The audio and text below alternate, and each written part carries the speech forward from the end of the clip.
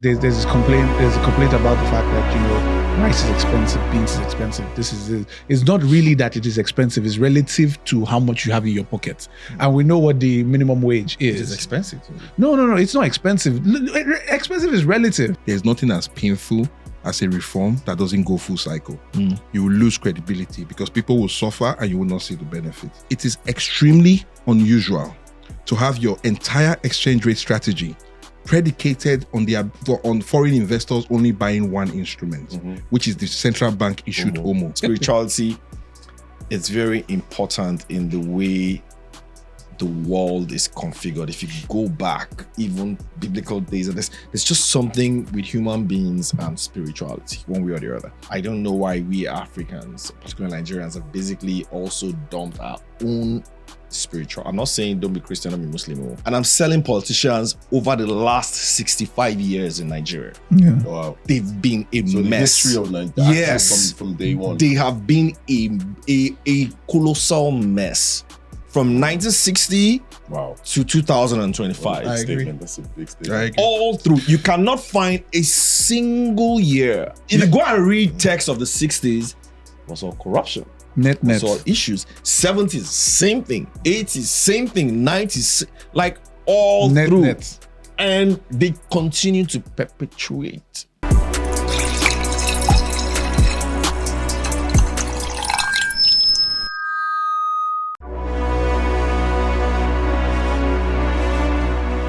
Hello everyone, welcome to Drinks and Mics, brought to you by Nairametrics.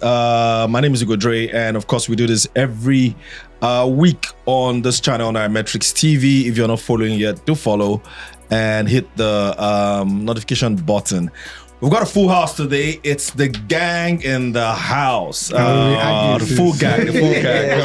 And before this show, it was fire. Fire. Chatham House rules. We're going to be introducing something very soon, though. Strictly for, like, 1% of followers 1%. of Drinks and Mics. Like, backstage, front, before we start and after, access to some of the things that we'll talk about. Private, it's not going to be public, it's just going to be for some of you, so that let's even know who our core followers are. So of course we've got Sam in the house today. Sam is always in every first episode of the month, so you're in for something really hot today. And of course, happy Independence Day, Nigeria. Nigeria is 65 years old this week. As you're watching, I don't know what Nigeria has meant to you over the last years, or a few years that some of us have been on Earth. Let's also use this medium to pay respect to the Arise News reporter, Arise News staff who lost their life in Abuja during the week. May she rest in peace. Seen her a few times on TV. Amazing soul. Just shows you how dangerous life is, or how dangerous it is sometimes. In this country, wherever it is that you find yourself in, it's not usually that safe. So RIP to her, and RIP, and of course our condolences to her family and the people at the staff and management and board of Arise TV and the entire leaders and company family. All right, guys. Let's start. I don't know whether, because there's so much to talk about today. I'm hoping that we can keep Wait, this. wait a minute. That's apple juice. Okay. Tunji is on some kind of smoke today. Something exciting happened. Maybe we're gonna put him on blast. You're gonna tell us. I was gonna call it. He's been on white this day, so when you're white, trying to you have some on like some kind of White. Sam has money. Sam trying you know, Sam level. I'm trying to be like Sam. It's not the real our bar. I saw one of Sam's posts. Sam was at party. I had to say bull market enjoyment. Sam is enjoying his bull market. Man. Like, this is, because the Sam I know is very chilled, very laid back, and I'm like, what's going on? The bulls. Every while you're busy working, you have to try and leave as well. Yeah. We know that. Yeah. Always important. Small putting on blast also. That did you see Otumba, his pictures in Rwanda? I was going to say Otumba is backstage, by the way, but he doesn't know that we're tracking him. You're tracking him. I think you guys sometimes just go to his Instagram handle. I actually thought he was going to take a Rwandan citizenship. At some point. But I think he has a citizenship there somehow. Because number of times he's gone to Rwanda this year, I don't know, man. I don't know. That guy and East and Southern Africa. Anyways, we start off with the world. We've seen markets still on blast. Dow Jones hit new records, Nasdaq new records, gold, Arnold's favorite asset, new records again. Charging. But Tunji's main asset, favorite asset, Bitcoin, sort of pulled back. So I'm trying to make sense of it. Sam, we were in here the last episode when we talked about rate cut. Oh, by the way, Arnold got it right. You didn't on the level of rate cuts. So just to get your views on what you think about 50 bips rate cut that the US Fed. The US was CBN. Yes, US and CBN as well. Yeah. US, I expected that was priced in, right? Mm-hmm. So market was almost 100% priced in for September. So that was consensus, and I mean we can come to that in a bit of detail. But on the CBN. And the inflation data suggests disinflationary trends. I wanted them to err on the side of caution to try and ensure that the disinflationary trend sets in more aggressively, especially as we're getting into the harvest season for agriculture. And then we're also lapping comparable basis because remember, this time last year was when we de facto removed fuel subsidy. Yes. Right. So now I think exiting December, I won't be surprised you see inflation between 16 17%. So there was strong basis to start the rate cut in this cycle. But I thought the Ghana situation would have informed us. He's trying to set me up. They do like saying no CV. To err on the side of caution and start the cutting cycle in November. So that was that. But 50 basis points was sort of acceptable explanation without questioning the credibility, inflation targeting credibility of the CBN. All right, good. I still want to talk about CBN, but maybe at some point during the show. But I want us to just deal with external issues first. I don't know. I don't know where this bull run ends because I mean I've seen boom and bust, in this life too many times. But the current boom we're seeing, I don't know where it fizzles out. So yeah, I'm trying to figure out because sometimes you look for the smoke. You look for where the trigger is and try to figure out when it might stop. Market had already priced in rate cuts. It wasn't enough. The bulls still seized the market in September. I'm talking about global markets. Are you worried? I have concerns, but we are in a reflationary cycle, right? And oftentimes in a reflationary cycle, everything goes up. So what do I mean? When you actually look at the US economy, right, you're looking at current account deficits that are close to 6% of GDP, right? Okay. So that's basically roughly 2 trillion of capital that the US is basically sending out to the world that needs to be invested, right? So that is clearly bidding asset prices up. There is also China that is also reflating. I think people don't know this, but on a consolidated basis, China is spending around 10% of GDP in deficits in trying to prop up its economy. So that's highly reflationary as well. We all know what Europe has been 10% of GDP. That's astonishing. They haven't spent this size of deficits before, but it's very targeted at certain industries, very targeted to basically increase consumer demand. But the rate of Chinese deficit spending is at record levels, right? And you are seeing that basically feeding into commodity prices, feeding into precious metal prices.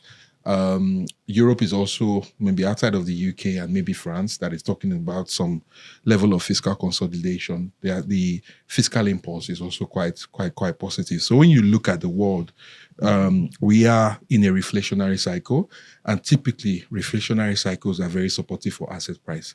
The question that you answered is, when does it end, right? It's a good question.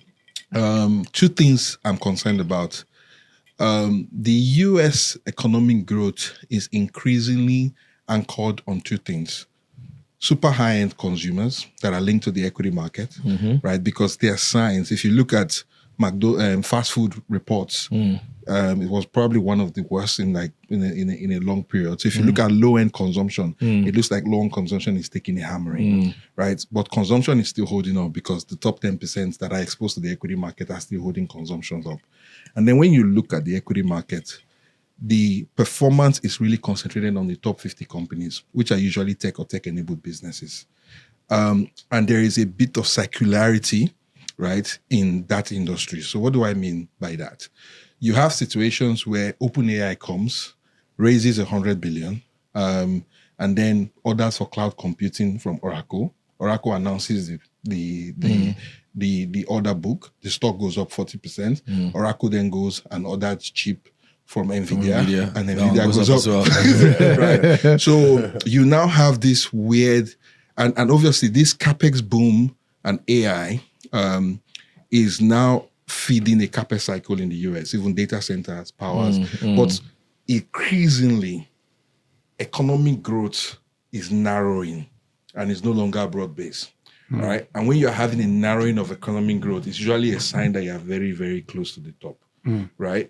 And with AI CapEx, which, because the hyperscalers, I think are spending around $500 billion on CapEx. These are huge numbers. I don't think the US have ever been in such a CapEx cycle since the tech boom when they were building fibers to nowhere, right? So this is huge, and this is holding up economic performance. So there's a bit of circularity there that you are concerned about. And then I have issues around market expectation of AI productivity. So remember when ChatGPT hit in November 2022, right? The view was that AI was going to change the world, right? It has not, though. So we've seen that the capital has been directed towards AI, right? But we haven't seen the returns, improvement in efficiency, improvement in productivity that AI promises. There is, at some point, the market is going to stop and try and take stock. If the market doesn't like what it sees, that is problematic. And then the final part to this is the business models of the big tech companies that we like and we love is changing. The capital intensity of these businesses. Remember, these businesses were platinum businesses where the incremental cost of acquiring new customers was quite small. And the free cash flow generation as these businesses scale exploded as the businesses achieve scale. When you look closely at the likes of Facebook, the like of Google, right, you start to see that the free cash flow generation of this business is deteriorating because a lot of the excess cash is being churned into CapEx that is funding a lot of this AI ambition, right? Yeah. If the productivity gains, if the revenue numbers don't come true, you are now faced with an industry that has a higher level of capital intensity with a low level of return. And when I look at markets, return on invested capital is something that is extremely critical to understand long-run equity price performance. And if we don't see that productivity gains, now we are 3 years down the line, I think that is when the penny may drop and this vicious circle of equity-linked performance to consumption and CapEx unwinds. And that's where the risk is for me. So in your view, are you saying that it's in 3 years, 3 to 5 years, based on this? We've been on a 3 year. So we've been on it. Again, tops in markets are notoriously difficult to predict. Right?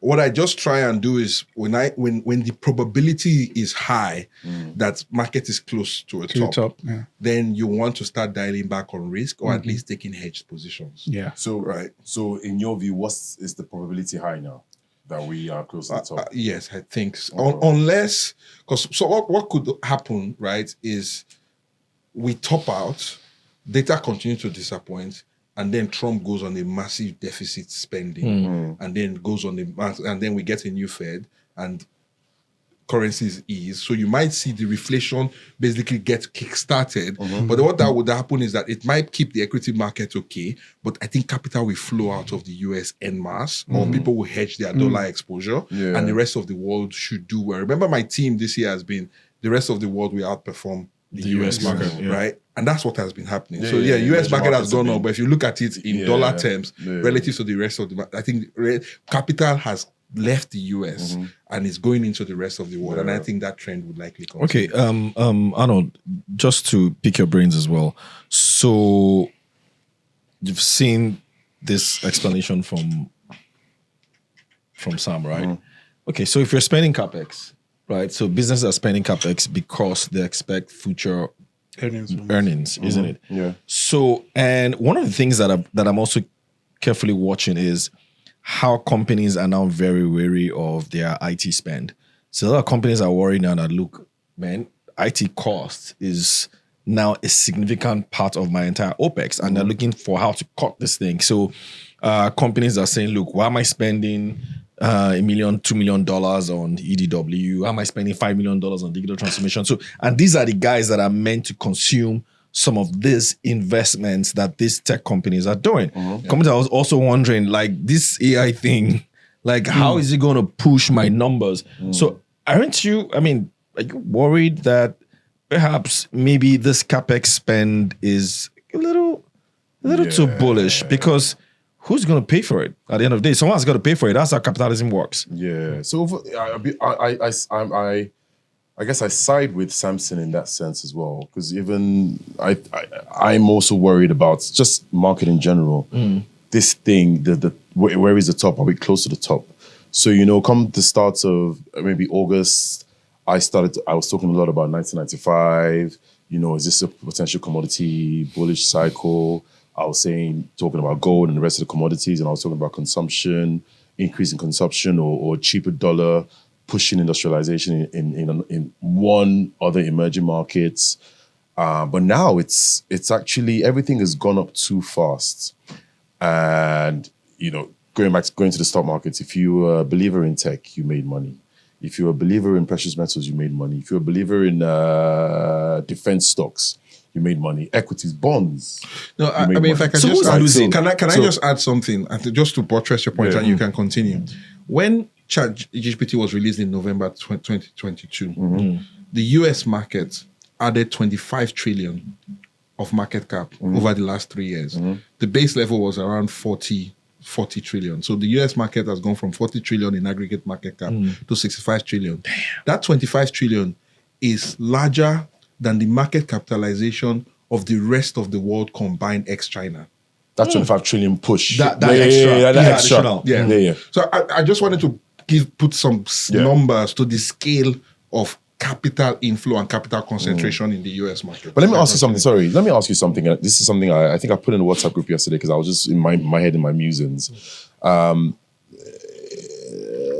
In the GFC, right? So I got into the industry in 2009, right? Around the same time. I did 2007. 2007. Oh, there you go. Okay, so you probably know more about this exactly than I do, right? What's GFC? Because there are a few global financial crises or great financial crisis, depends on how you yeah. So and it's there's very few guys left that were there, right? So I remember a period when everything was booming, right? It was the same thing. Up until 2007. Equity was booming. Commodities were booming. I think gold was was halfway through a 650% rise, right? If you remember. 2007. Yeah, I remember when I started in Deutsche Bank in 2007, the global head of equity, I had a quick coffee with him and he sat with me and he said, Samson, if you're not making $500,000 in 2 years, I'll fire you. There you go. That's how crazy the market was. Exactly. Yeah. Right. But then underneath all this, right, there was a subprime mortgages that was sort of falling apart. Yeah. And so I'm going to fast forward now to, I speak about this and I mentioned this yesterday in 2020 when COVID happened. There was some worry that there would be some sort of debt crisis, another subprime crisis, subprime loan crisis in general. And the US Treasury or the administration at the time forced the US Treasury to buy bonds, toxic ETFs. Yeah, exactly, right. So they were buying junk bonds through ETF, right? So that sort of meant that junk bond pricing, the spread was pretty much thinned out, right? So pricing was junk bonds or bonds in general and debt in general was priced around the same as sovereign bonds, right? Sovereign risk. But what we're seeing now is we're seeing this rally and we're seeing rally in equity, same thing, rally in commodities. People are probably quitting the jobs to become day traders. I'm seeing day traders on Instagram, right? Like we're seeing subprime auto loans in the US. We're seeing subprime loans starting to default quietly. We saw Tricolor. So Tricolor is a a used car, second-hand car, used car business that gave loans to people that wouldn't be able to afford regular loans. You're seeing First Brand, another auto loan. Do you think that there's something, is it too soon or does it look the same? Because you were in the market in 07 or 08, right? Yeah. And I came in when everything fell apart and things were still falling apart. People were still trying to figure it out. So does it mirror? So you think the trigger is going to be another subprime? Is that what you're saying? I'm looking for it. I'm looking for it. I mean, the way the market works is that once it's very obvious what the problem in the market is It's going not to the be, then problem. that's It's what never will be the happened, problem. But some people, but the thing is, some people were calling subprime back then, but it A was few people did. What but are I also people mentioned- shorting at the moment? I know people are short in restaurants, like you mentioned. Right? So McDonald's, I Starbucks. think the real economy in the US is feeling a pinch. But I want to just quickly address your question. Yeah. There are proper late cycle behavior that is happening in the market. Even when you look at some of the ways I usually track late cycle is that I try to see the financial products that is being launched in the market. Okay. And usually the more crazy the financial product is, the likelihood that you are very close to the late cycle. So when you start having SPACs or when you start having investment vehicle to invest in VC using liquid structures, right? These things don't work mathematically. So when you start to see things like that, you know that you're currently being toppy. And there's evidence that is happening. Yeah. The thing with late cycle is, it's late cycle, but the market can still double in your face before it collapses, right? I mean, I'll put things in context. In like 1997, 1998, we knew things were getting toppy with the internet, but the Nasdaq doubled, right? So are we at that point, right? But we've done a lot recently, right? And obviously we are in this reflationary period where fiat currency is getting rebased. Yeah. If you rebase fiat, right, every asset will go up, equity will go up, commodities will go up. So that's where we are. Everything, right? Yeah. The question is what pushes us down the line? The challenge is like, where do I see risk, right? I see risk in the balance sheet of the people who should be bailing us out of a crisis. So where do I see risk? I see risk in US treasuries, right? I see risk in government balance sheets, right? Because obviously, I think household balance sheets in the US are reasonably okay because they've been through confined, they delivered. So what could knock the domino, right? For me, is a Minsky moment on AI, right? Where people are like, oh, What's a Minsky moment? so I don't know if you've read Hyman Minsky's pieces. So he's an economist that basically talks about the different stages of speculative build-up, right?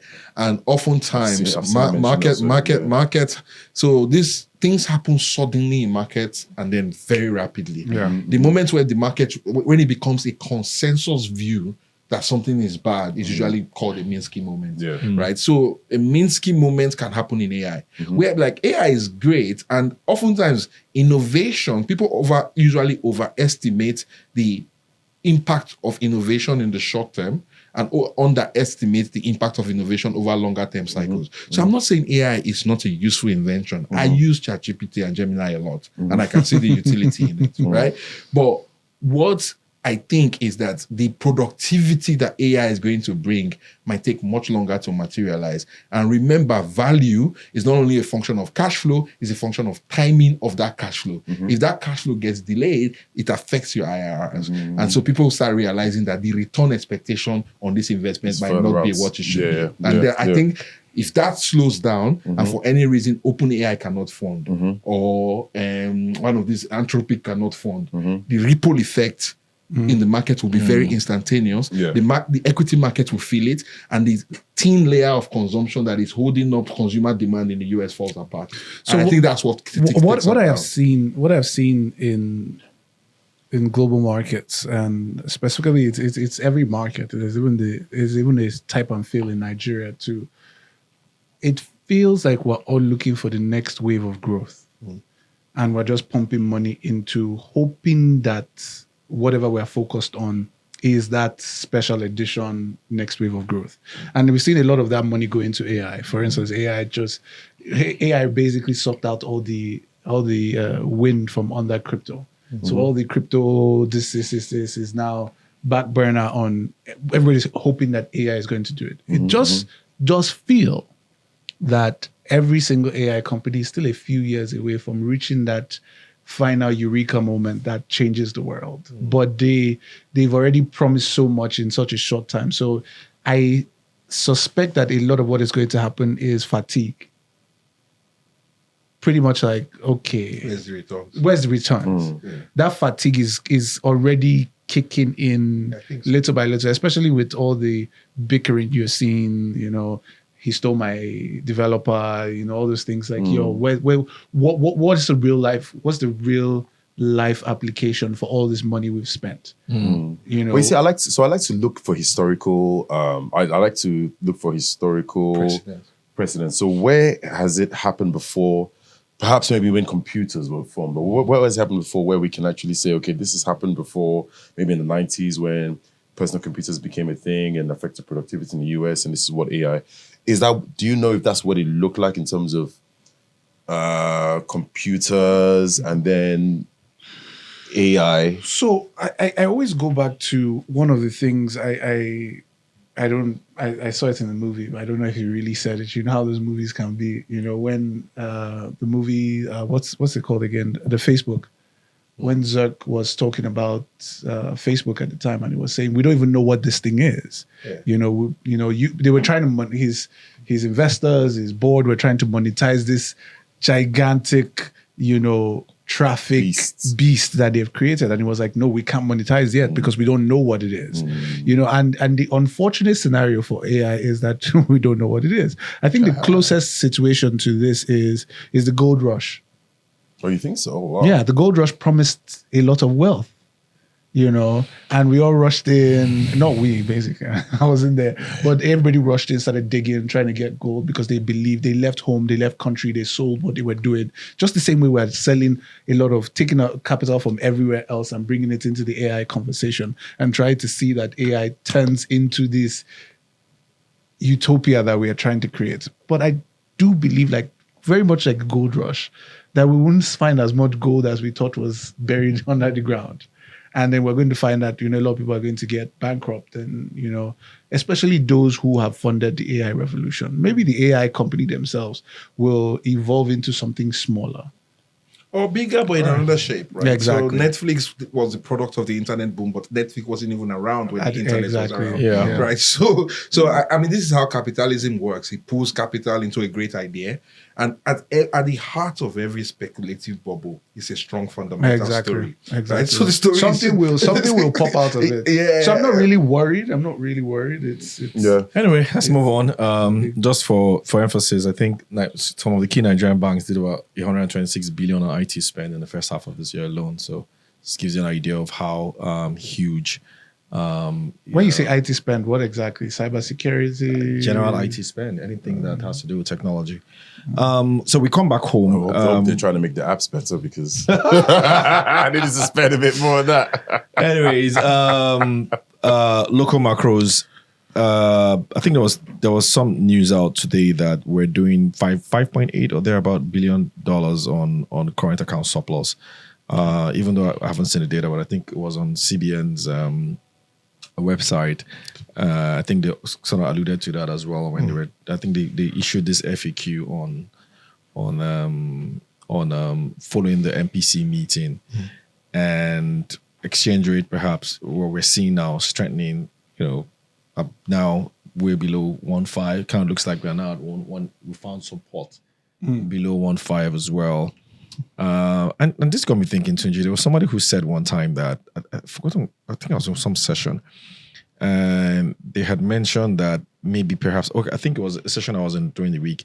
That maybe perhaps Nigeria mismanaged its exchange rate situation. That if you consider other countries, whether it's South Africa, Ghana, and co, that have gone through this sort of currency crisis, that the level of devaluation that we've seen in the last decade, maybe the Naira isn't this, maybe the value of the Naira is probably way above what it is now. Probably should be at, I don't know, maybe 400-500.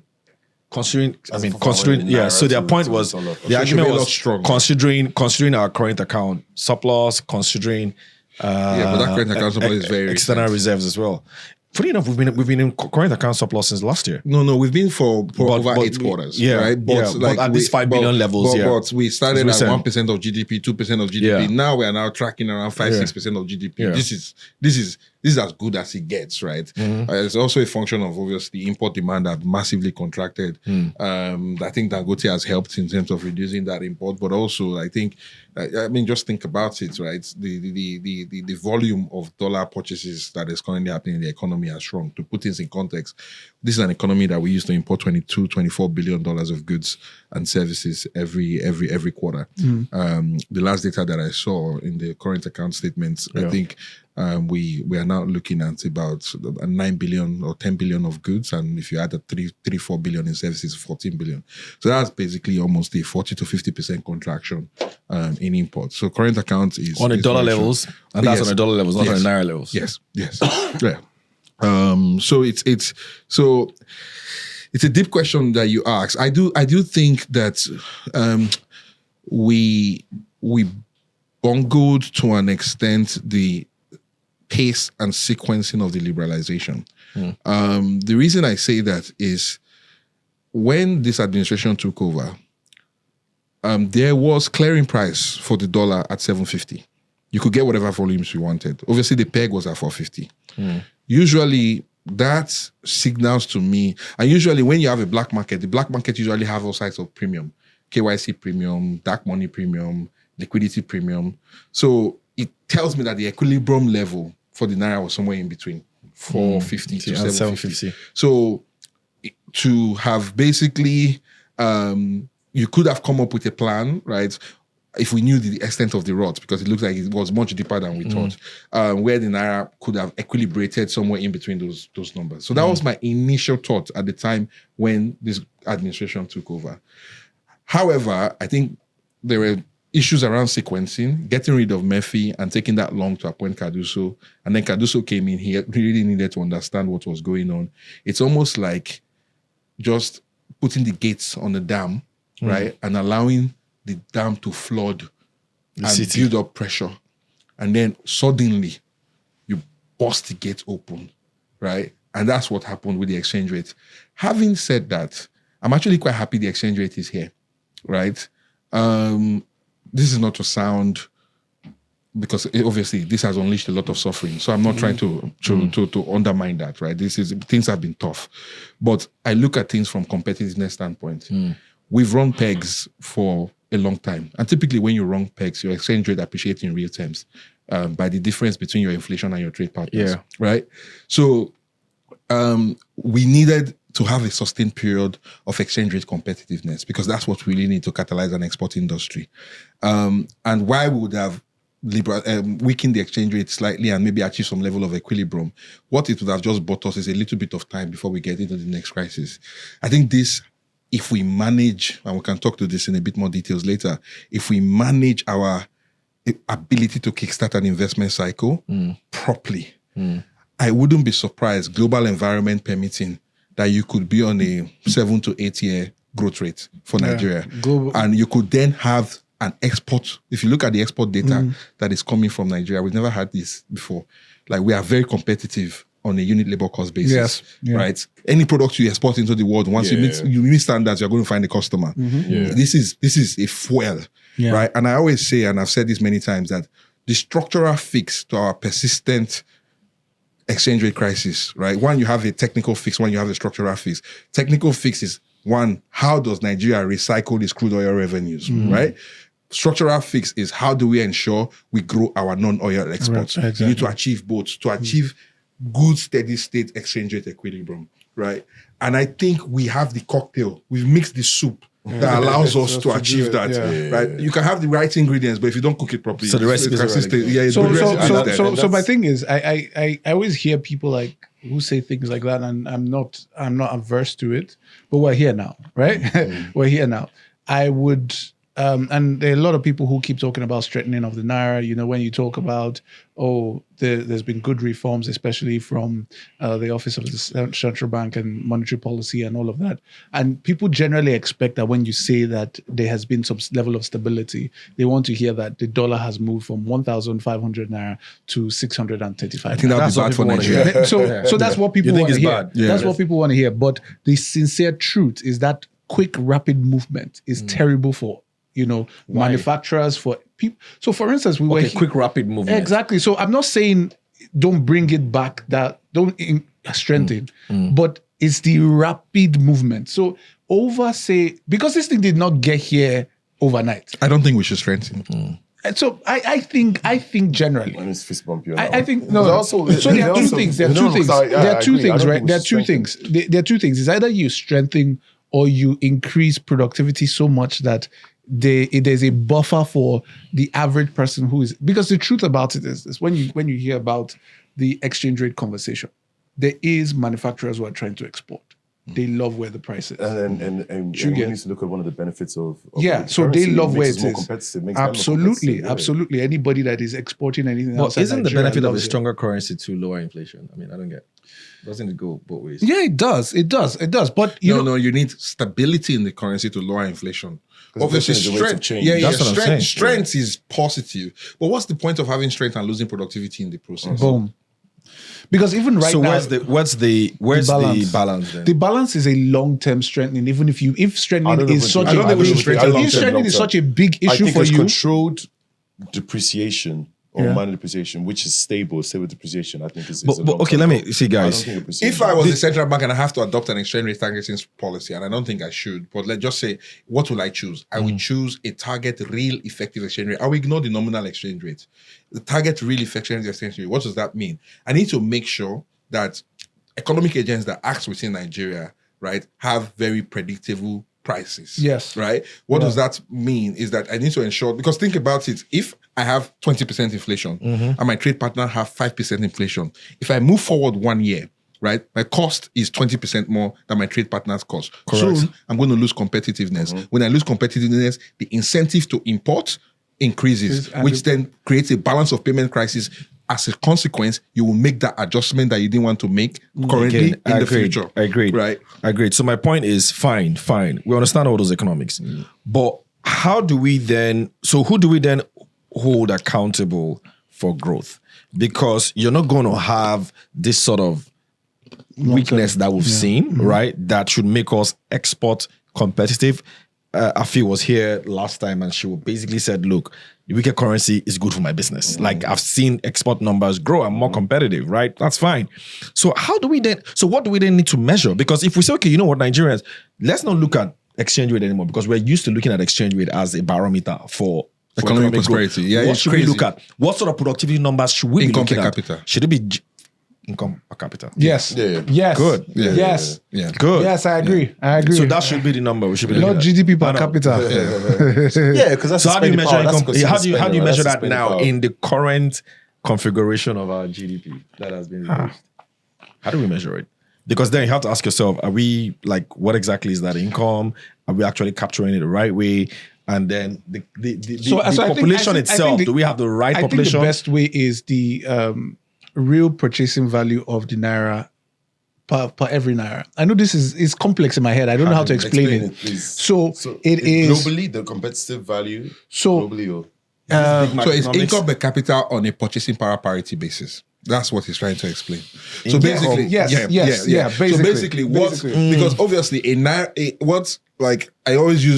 don't have McDonald's, but in economics they always use McDonald's to measure a cup of coffee. So how much does a cup of coffee cost in Nigeria? Obviously, a cup of coffee in Nigeria is a lot cheaper than a cup of coffee. Way cheaper in the UK. Yes. So it means that your Naira goes further. So you need to adjust and increase your income. So let's say we have, for the sake of argument, 200 billion GDP, and we are sharing it between 200 million people. It means that we probably have a GDP per capita of 1,000, 200 billion to 200 billion, right? 1,000, right? But that 1,000 on average gives you more tradable goods, right? Than a 1,000 in the US. So you need to adjust for that. So in terms of the standard of living, you need to think about it from the perspective of, okay, when you equalize purchasing power between two countries, how is the average Nigerian living? Yes. I think that should be. And again, if I have an economic KPI, that would be what it translates is into what the value of the Naira in Nigerians' pockets is able to do in the market. Yeah. You get. So right now there's this complaint. There's a complaint about the fact that rice is expensive, beans is expensive. It's not really that it is expensive. It's relative to how much you have in your pocket, and we know what the minimum wage is. It's expensive. No, it's not expensive. Expensive is relative. Expensive is relative. I Huh? think the point is that if you don't buy something, but that 78,000 is what in dollar terms. So compared to the price of dollars in South Africa, or in Kenya, but income also. That's the point. So it's not really about expensive. It's how much income I have to be able to do this. And for income itself, income is not a factor of just. So then, Tunji, are we? So if you look, the way you looked at the camera the last time at Nigerians. I'm not going to look at. Can you look at the camera and ask entrepreneurs? Are they really paying their staff to the right salaries? Because one of my partners, Ed, has mentioned this a lot of times. I've argued with him, and he said, "Look, Nigerians don't pay. Okay, so Nigerians wages are just so low. Like entrepreneurs do not pay the right salary." I agree with you. So is that the problem too? Because yes, it's not the problem. Wait, now you've seen income go up. You've seen revenues of companies. Do we have wage we growth? analyze revenue of companies. You see revenue of companies. It depends on the wages have already gone up that much. In finance, there's wage growth. If you lose somebody, the cost to replace that person. So the wage growth. Yeah. Is it commensurate with the growth in the businesses underlying fundamentals? For financial services, I would say the answer is yes. You think so? I think we probably No. I think it should not be another barometer. Like let's look at wage. Let's look at wages. I think obviously wages has accelerated. Well, in certain pockets, right? Yes, that was what I was going to say. In niche places, it has improved. But we need wage growth. Yes, we need wage growth. But we need wage growth so is that what's left now? We need wage growth that is accompanied with productivity growth. If you just get wage growth alone, you get inflation. You get it exactly. So it needs to be so it's. But the thing is that the probability, I think Nigeria is set up to achieve productivity growth. If we don't, we're not seeing it yet, though.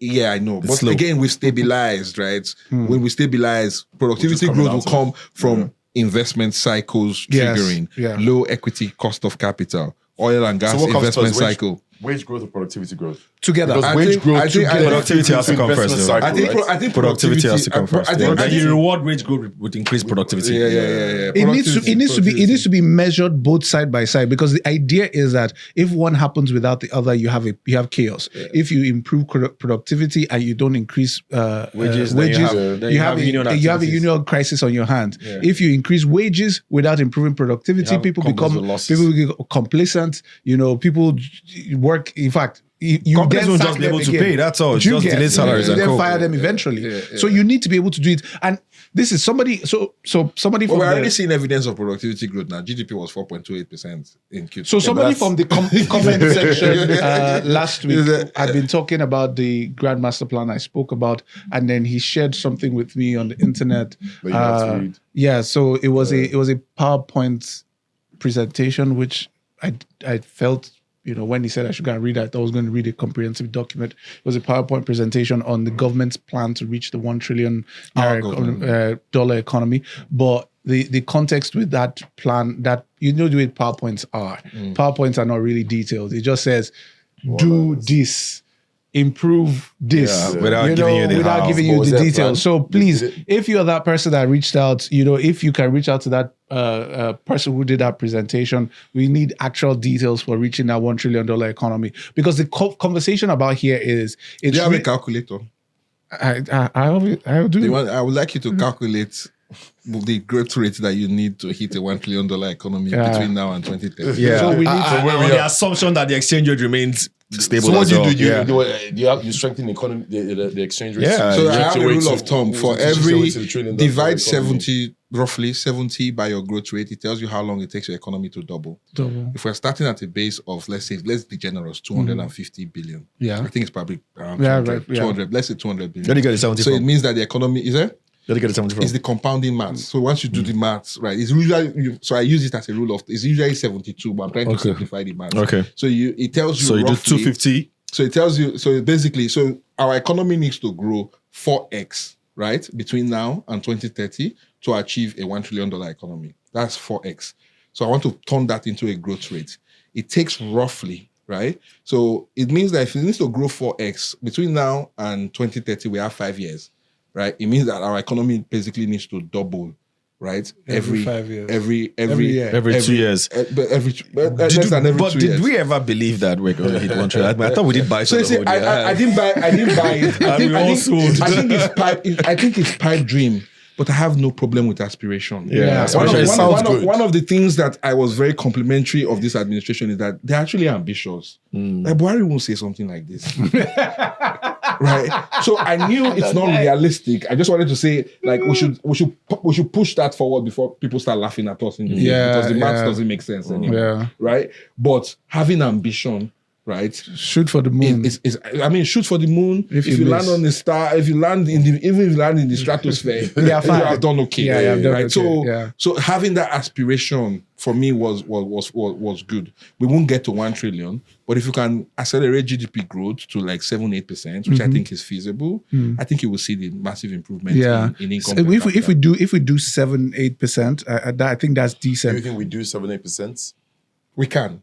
I think we can. So maybe not now. Yeah, 2027. I think by next year we should be way above 5%. I think Q1, Q2 we're definitely hitting 5%. I don't know. That's 4.2 that we had then. It's a stroke of luck. A huge part of it was oil and gas. That one grew by like 20% Q on Q. Yeah. So when you strip that out, we are still looking. No. I think financial services still has don't strip that out. No. I don't strip it out, but I don't think because it is significant. It is a significant win. It's been regressing for months, for quarters. Yeah, so it had to happen. You can't And let's also remember but that we cannot grow at 20% Q on Q on financials. Okay. So you have to normalize. Maybe not strip out. I think the key thing is you have to services. normalize that. So, because when you look at that data, right?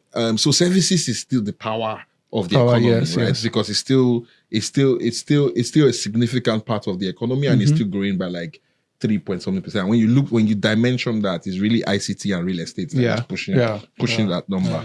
I think financial services was last year, but they seem to have taken a little. But I think they still have some runway though, with recapitalization and all that. But let's move on, guys. Fair point. There's got a lot. There's so much on the table I want us to touch on today, because we're not seeing Sam again for another month. Let's talk about. Let's now focus more on the markets. There were some developments during the week that was caused some kind of furor in the market. There were so many articles flying left, right, center. There were so many that were talking about authored, so many that I authored, so many that a few people authored, and there were some people that were just silent. All true. Yeah. Of course it did. It did. There's some people that were just silent, didn't say anything. See which ones you did. I did. And one of the ones that I authored was the main issue last week for investors. And that was the capital gains tax. So Taiwo Odili was in a session with capital market. I heard you hosted operators. it. Yes. So you're the first person I called to blast when I I was getting calls. I was like, guys, I only just moderated the stuff, man. It wasn't like I was doing a script. You know how these things are. Keep the time, do this, do that. Because if it was a Drinks and Mics show, and we're going to bring Taiwo Odili here, by the way. We're going to bring him on Drinks and Mics as well, because we've got a lot of stuff on tax to discuss with him. But more importantly, 30%, 25% actually, because to be fair to him, he did say that as much as 30% was codified in law, that there was provision that they were going to reduce it to 25% when the FEC approves, maybe through an executive order, maybe another legislation, I don't know. But he did mention that. But guys, the market didn't like it at all. Yeah, big and mistake. I was wondering, where have you guys been? Big mistake. What happened? How did you guys miss I feel like I just saw it, for but I didn't context, see guys. it. Sorry, just for Right? context. If you sell shares in Nigeria equities above 100 million, 150 million, if you make above 100 million, above 150 million, and you make profits from that sale, and you withdraw that money, that cash, even if you take that money and go and put it in treasury bills, or you go and put it in FGM bonds, the government will tax 25% of that profit as capital gains tax, especially for corporates. So that got the industry in a frenzy because they didn't like it at all. So, what didn't you like about it? Tuji, you're the one that says Nigeria should pay tax now. Rich. But listen, I think for me, right? Tuji said we shouldn't be complaining about that. No. I don't want to frame the conversation like that. This is personal. Yeah. So I don't want to look at it from the perspective of self-interest. I know that I'll let you speak and then I'll give you.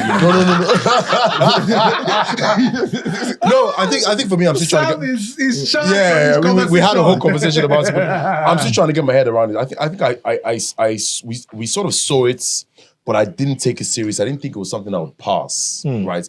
And I'm still in shock that this has it passed or it hasn't passed, because I don't understand how you have an industry or a sector or a market that is just coming out of a seriously incredibly insane 10 years of absolutely nothing going on, and things are starting to make sense because you're making money right now. Investors starting to come around. Foreign portfolio investors that we've been talking about, trying to attract, that help to even strengthen the currency, in my perspective, are finally starting to look. We've talked about US investors running out of US, going to emerging market, and now starting to look at Nigeria. Nigeria equity markets, MSCI, the Morgan Stanley Composite Index, starting to, have that conversation with us again. Say, okay, hold on a minute. We're going to take you from, they downgraded us from EM to FM to standalone. And now we're going to start, what's going on here? We might take you back into the frontier index. So you start getting some inflow. Local investors are getting their heads around, pension funds now getting their heads around, asset managers, increasing allocation to equities, new asset managers coming to equity markets, and everyone encouraging companies to now come to the equity market to raise funds, right? So there's mining sector companies also now coming to the market, internet companies coming to the market. You're going to now place a burden on this market that's going to make it unattractive for the money to come in.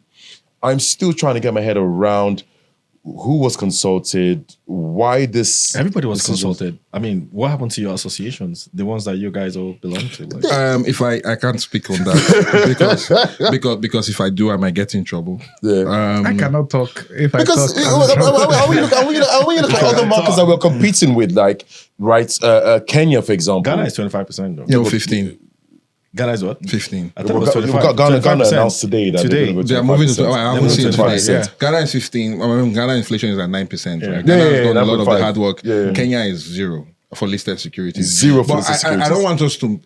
I think this is important, right? And this is important from the perspective. Tell us why. Of kickstarting an investment cycle. And I've said this thing many times in many drinks and Mike. And this is very critical because there's nothing as painful as a reform that doesn't go full cycle. You will lose credibility because people will suffer and you will not see the benefit, right?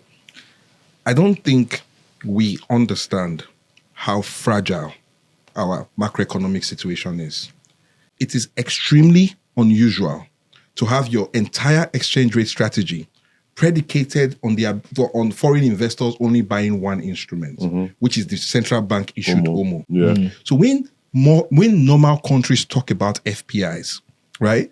FPIs are usually distributed across the economy. Bank deposits, right? Equity market participation, bond participation, project financing. So that is what kickstarts an investment cycle. A huge part of the reason why we haven't seen FPI inflows, right, into equity markets or even into banks is how hollowed out balance sheets have been, and how hollowed out, how small balance sheet. So like company balance sheets in general, so manufacturing balance sheet, but also like the cost of capital in Nigeria went through the moon. Some of the analysis that we were doing, banks were trading at 45-50% implied cost of capital. When you have cost of capital that high, you can't raise money. You can't do anything. You just have to wait it out, right? And so because once your capital capital is that high, it means that for like almost like your discounted cash flow of your future investments is so little. So there's no incentive to make future investments. And the reason why is because macro was unstable. People didn't believe that the future Naira that's coming out from Nigeria is going to be worth anything in dollar terms. All of risk, right? Those risks have now dissipated. When that risk dissipates, it feeds into a lowering of the cost of capital. Companies get bigger. When companies get bigger, it's easier for those companies to attract capital.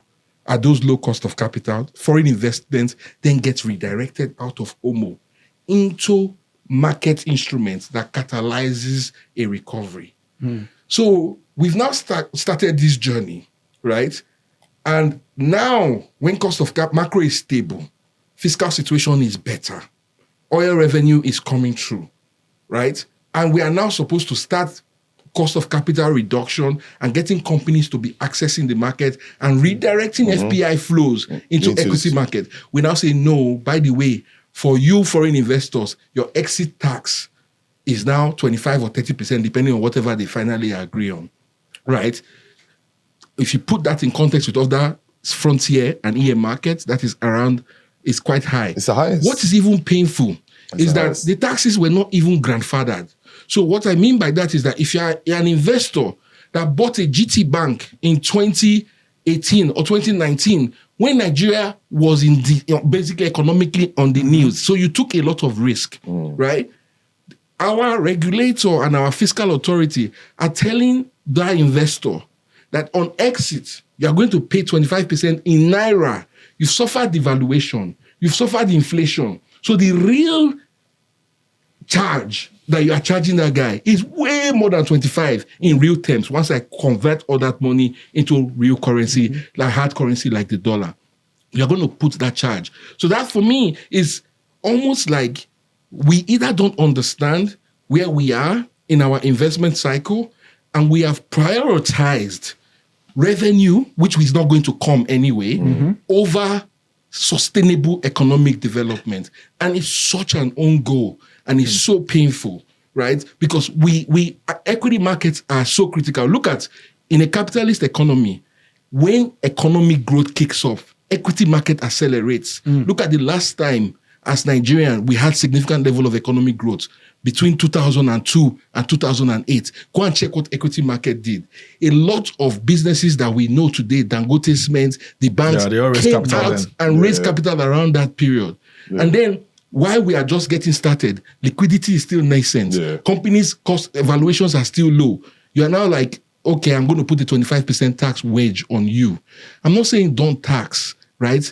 But the steepness of the increase from 0 to 25 and the lack of clarity around the application for me was really, really surprising, especially as this is a government that has gone around the world to parrot that they are open for business to both local and foreign investors. This was a big letdown.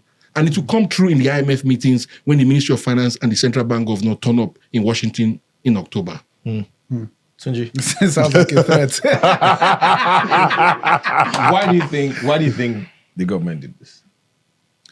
Revenue, basically, to be able to generate. There's this consistent drive for revenue everywhere, and it has felt like, if you just look at the amount of capital gains that have gone out of Nigeria over the last, say, maybe 2 decades, right?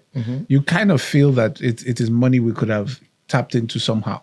Now, the conversation really is that, there is a nuance to that capital gain, because a lot of these companies came in, invested heavy, did a lot of hard work, heavy lifting. Has there been capital gain in Nigeria in the last 10 years in dollar terms? The answer is no. No, Dollar terms. Let's be relative. The answer is pittance, because I do recall that. So imagine you pay that Naira and then your FX gets hit. Even in Naira terms, it's pittance. Capital taxes have always been corporate taxes for Nigeria. It's always been corporate taxes, always been VAT. And even if you distill corporate taxes, it's probably mostly PIT, personal income.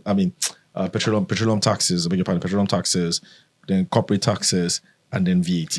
So this is why I'm a bit confused, Ugo. Usually, because the base of capital gains tax in the federal account is so small, there is no reason to ratchet it off. What you want to do is you want to drive broad-based compliance across the economy, right? So there's no reason to ratchet it up that quickly, because you need to grow the market before you can tax it. Right, the market is not. Think about it. This total value of our equity market relative to our GDP is so tiny. How much trades do they fight? You need to grow the market before you can tax it. Frankly, I don't really think there's much to tax, right? But you can come up with a tax regime that is fair, transparent, and you can escalate your capital gains over time. The other one is the foreign investors, right? Nigeria has roughly around 16 double taxation treaties with the rest of the world. That's small. There are 193, 195 countries in the world, right? More importantly, the US, right, which is the largest capital market in the world, doesn't have a DDT with Nigeria. So you're basically saying, and most of the frontier funds and the EM funds that are of capital that comes into Nigeria comes out of the US. Here. So you're basically saying these people should pay 25 or 30% tax in Nigeria, and then in their home market go and pay 21%. But Sam, I thought part of what they also said was that, look, this tax only applies if you're withdrawing. So they are saying, look, what they're trying to do is encourage investment in equity. So look, so withdrawing is what, taking the money out? Yes. So if you give me a practical example, if you invest in GTB shares, and then you make money, and then you use that money to buy Zenith Bank shares, they're not going to tax you. No, so you can defer the tax. Yeah. It's not that they're not going to tax you. You can push it into the future. But when you finally exit, you pay. However, and it's net, by the way, is net of your losses and your net gains. Of losses, that's how capital gains work everywhere in the world, right? The part that is a bit confusing, and we also need to, when we make laws, we need to make sure that we understand the nuances of the market in order for us to make laws. There's no this market, and you are lucky if you get $5 million of liquidity a day. If you have a large fund, and large in this context, like when people say, in my old world, a large fund is a $10 billion fund. So for me, if you are running $50 million in Nigeria, you don't have anything, right? But within the context of Nigeria, it's large, right? If you're running a large fund and you sell your GT, for example, right? And you want to recycle that into a Nestle, it will take you a very long time to recycle. And from what I listened in the Friday conversation... Probably not take you long from GT to Nestle, maybe the other way around. No, but it's talking about if you want to take your full position out. You want to take your full position. So you probably need to park your cash. So what happens if you're parking your cash in a... Yeah, so what then happens? From the notes that I saw from the meeting on Friday is that when you move into money market instruments or you move into bonds, you get taxed. Yeah. But that's the only way to make a big trade. Big trade. I guess the reason is that there's no way the government knows but this is why we should be consulted. This is why it's consulted. Yeah, that's why we should be consulted. You had the chance. You had the chance. The world. Can you hear the way Kamal started talking? We should have been consulted. Nobody was sure. So it's not. But it's a serious matter. Like obviously, I'm a market participant, so it's a turning issue. It's a turning issue.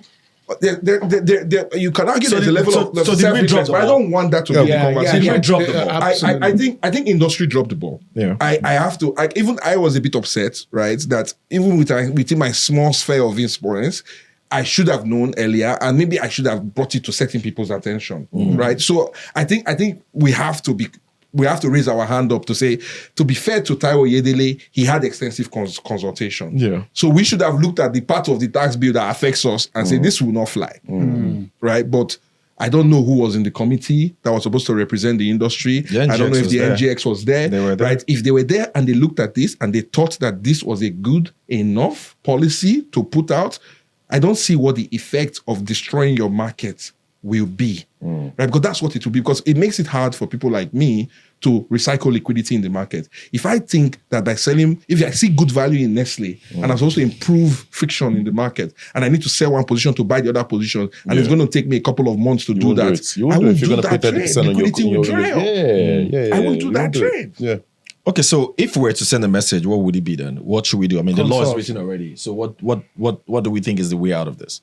Has it been passed? Has it been passed? It's been signed. Come on. It's been passed and it's been signed. Right? The president has signed it. So you can't be. I mean, listen, you can repeal this thing, man. 2026. You can repeal this thing. Countries have been known to put. It's not about Countries have been known, or you can edit to amend. So there are parts of. I mean, they'll probably send a new tax law. They usually send tax laws periodically, so they can make those. Probably use Finance Act to do it. The Federal Executive Council can kind of delay the tax while it consults and figure out what's in the best interest of the markets. I think we need to look at it from that perspective, because I think for Asiwaju Baba Bola Ahmed Tinubu, President Bola Ahmed Tinubu, growth is a very important thing for him. We can't kill growth, right? Yeah. So it's very, very important that we understand the channels in which growth materializes.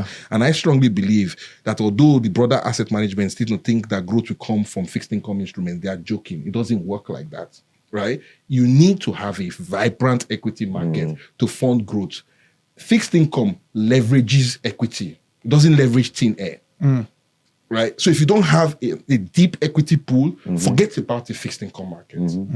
But Sam, somebody else would tell you, well, hey, over the last decade or so, the fixed income market has had more capitalization than equities. Yes. And they've probably seen how much tax they've already collected from fixed income market, from withholding tax and VAT and all that stuff they charge from fixed income market. But I think it's a very good point. And why the fixed income market have had, I'm not trying to poo-poo on the fixed income market. They have a role to fund. Yeah. A role to, but the point is, the relative delta between the fixed income market and the equity market in terms of size actually is a telltale sign of why the economy was where it was. You get what I'm saying? So so you need fixed income. And frankly, what we have, I don't want to even call it fixed income because all the lending is to one counterparty, right? So right? So it's not really fixed income. It's fixed income, but it's commercial paper are picking up, but they still want to kill that one. Yeah. So it's almost like we are in this weird, and we are all advocates for this country, right? I mean, I left my career to come and start a business here. So, like, I want to bet. I bet all my life on this country. And I think the potential in this country is incredible, right? And you look at every sector, there is potential.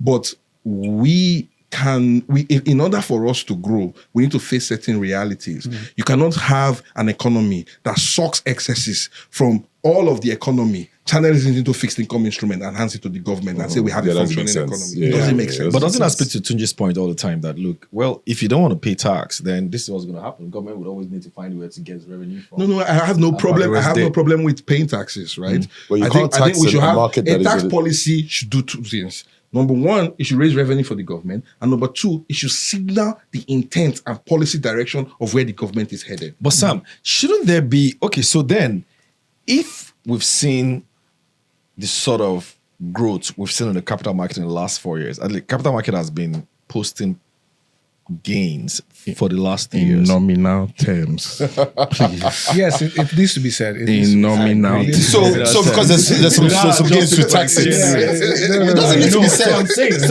So it needs to be said that it's in nominal terms. Okay. Money is in nominal terms. Even company profits. Because the way we've been hyping that thing is like it's almost as if we've made like billions And cashed out. It tells you And cashed out. has gone up as much as it has and it's still so cheap. But it's not real, right? Yeah, really. Company profitability gains is also nominal. Yeah, but that year, Everybody. that year that it's produced is real. Yeah. It's when it goes forward in time. But we're looking It's real now. It's real now. we're looking at 37-38% For company year work. to date. Was it NGX NGX? already. No, performance has been strong. Yeah. So yeah. isn't that an incentive for them to want to maybe tax? I don't have a problem with tax. Let's just have a clear capital gains framework. Right? I'm not advocating for zero capital gains tax. Right? There is the concept of retroactive tax application that I think it's not global best practice. Right? If you want to tax people from when the laws were implemented. Yeah. I think that's also the absolute level of the tax is quite high for a country that needs to deepen its capital pool. 100%. Right? So I'm not saying that there has to be a fine line of raising revenues. And for me, capital gains is a future revenue driver for the government. It's not a current one. Oh, no. It doesn't make Yeah. so you have to be thinking about, okay, how do I ensure that I make this man fat enough so that when my tax come in the future, it's more than enough to pay it. Yeah, absolutely. All right, Tunji is not drinking enough, so I don't know. So She's been a no, little bit quiet today. I need didn't. to- Yeah, because there's so much going on in his life right now. And So I had to. Yeah, there's a lot I'm going not on in his drinking life right it. I'm now. not So drinking it. much. It's deliberate that I'm not drinking it. Oh, not today. deliberate. Anyway, I think I guys, should stop drinking. yes. I don't go and piss people off. Something else we want to talk about, and then as we segue from capital gains tax, is regulation. There's so much going on in the regulatory space these days, particularly in the business space. We've seen SEC with a slew of regulations as well. We've seen PenCom. I don't know, PenCom has been on fire. I think we talked about them last week as well. Yeah. Tunji was kind of coy around it. I think Tunji should I don't know. on PenCom. Tunji seems very pleased with what he's saying. I think I'm with you, bro. You know, regulation is going in the right direction. Yeah. You know, but Otumba obviously is not. Otumba probably should have been the one to see it. We've been going back and forth on this. He's not even feeling it at all. I think Otumba is probably written like 4. Yeah, if not 5. The guy writes very fast. He writes extremely fast. You need to find a way Before you're Trevor, The guy will just say, I don't like this, I don't like this. Next thing you just see notes. You need to get Otumba in. Producer, is it possible? Let him come and tell us his grouse. Is it possible? Even if it means me leaving, let him come and tell us he has his a lot. grouse. But PenCom has also been busy. But as well. guys, They've been though, extremely busy. what's the issue though? Number of regulation. I think I had Issue, them listed. there's no issue. Oh no, not an issue. really? Sorry. I have a simple Tunji question. doesn't want to believe there's an Yeah. issue, but let me lay it out. Yeah. Let me lay it out one by one. Okay. Yeah. And for our viewers as well. The first one, I guess, was capitalization. Decided to increase the paid-up capital for PFAs and custodians as well. I think PFAs has gone from 2 billion to 20 billion. I mean, they said 2 billion was what it was several years ago when the exchange rate was, what it was at that time. And so they moved it to 20 billion. But I think the issue, custodians, 2 billion to 25 billion as well.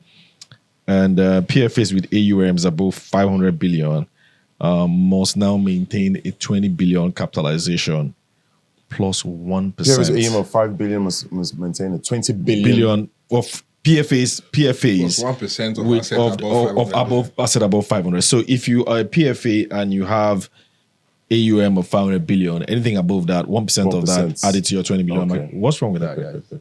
Like, what's the problem? Okay? Do you understand? No, you can start. I have a very simple question, and I hope someone can answer it. Get a seat for Tumba. What does Find a seat for him. what does We need him here. what does a PFA need capital for? We need to understand. I think let me frame the conversation. Okay. Nigeria moved from a defined benefit PFA to a defined contribution. What that means is that the investment risk is borne by the RSA holders, right? So the PFA bears zero investment risk, right? The assets of a PFA is held with a pension fund custodian. So the administrator doesn't even hold the assets on his balance sheet.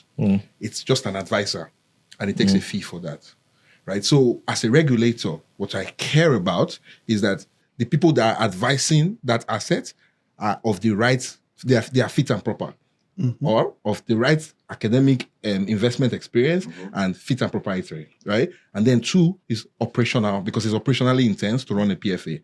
So do they have the right operational frameworks, operational systems, operational processes, and operational systems and technology to properly administer that, right? There's no reason. So to put in context, a PFA doesn't take its zero balance sheet risk.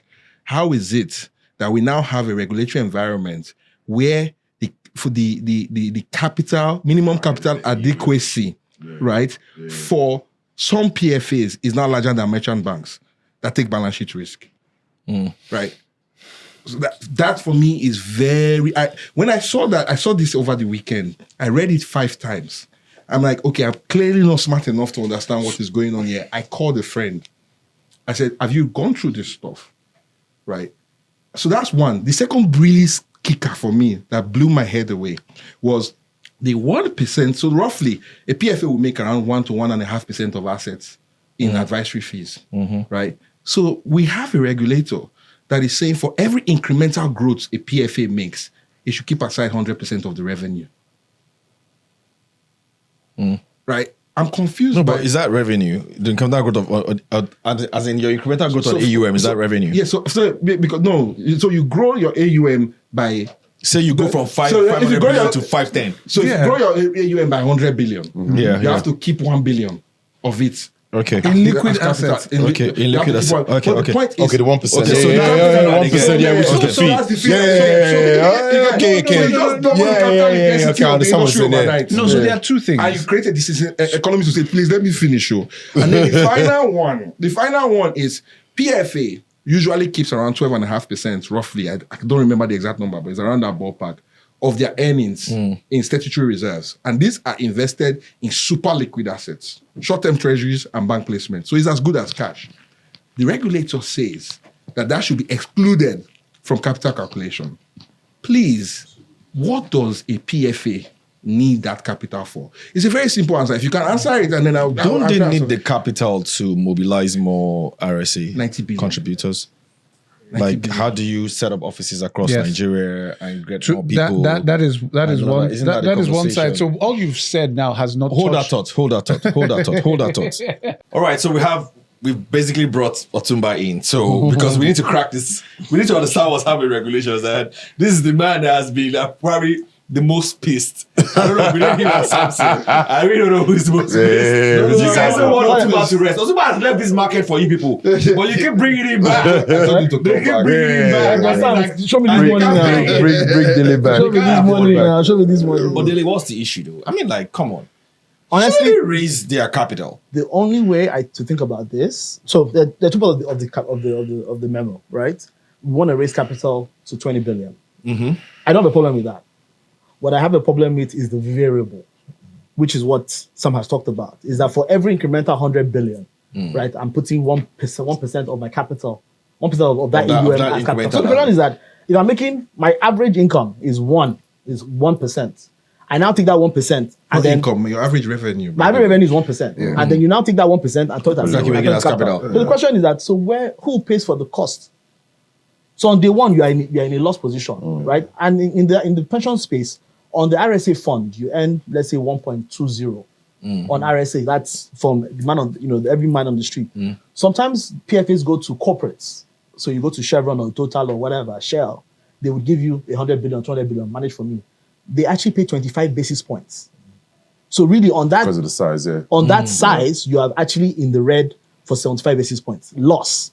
So what this regulation is, in no other word, is a big mistake. Wait, but is that 1% a cost or just capital? but it's a capital. Capital. It's capital. But you can't pay it out. You can't do anything. So you have It's to a raise cost that capital. now. It's a capital And they're intensive. telling you it's capital minus something minus what? Minus the statutory reserve. So the thing There's no other word to say it. So the thing I know about And it it needs is to be that reversed. at least from Is it a this, big mistake to me? no, from the conversations we have had, is that there will be clarity around some of these conversations. I believe there's a lot of confidence from the regulator's office on what they've pushed out, and they've given the assurance that they will give clarity on what they've exactly stated. I think in the coming days.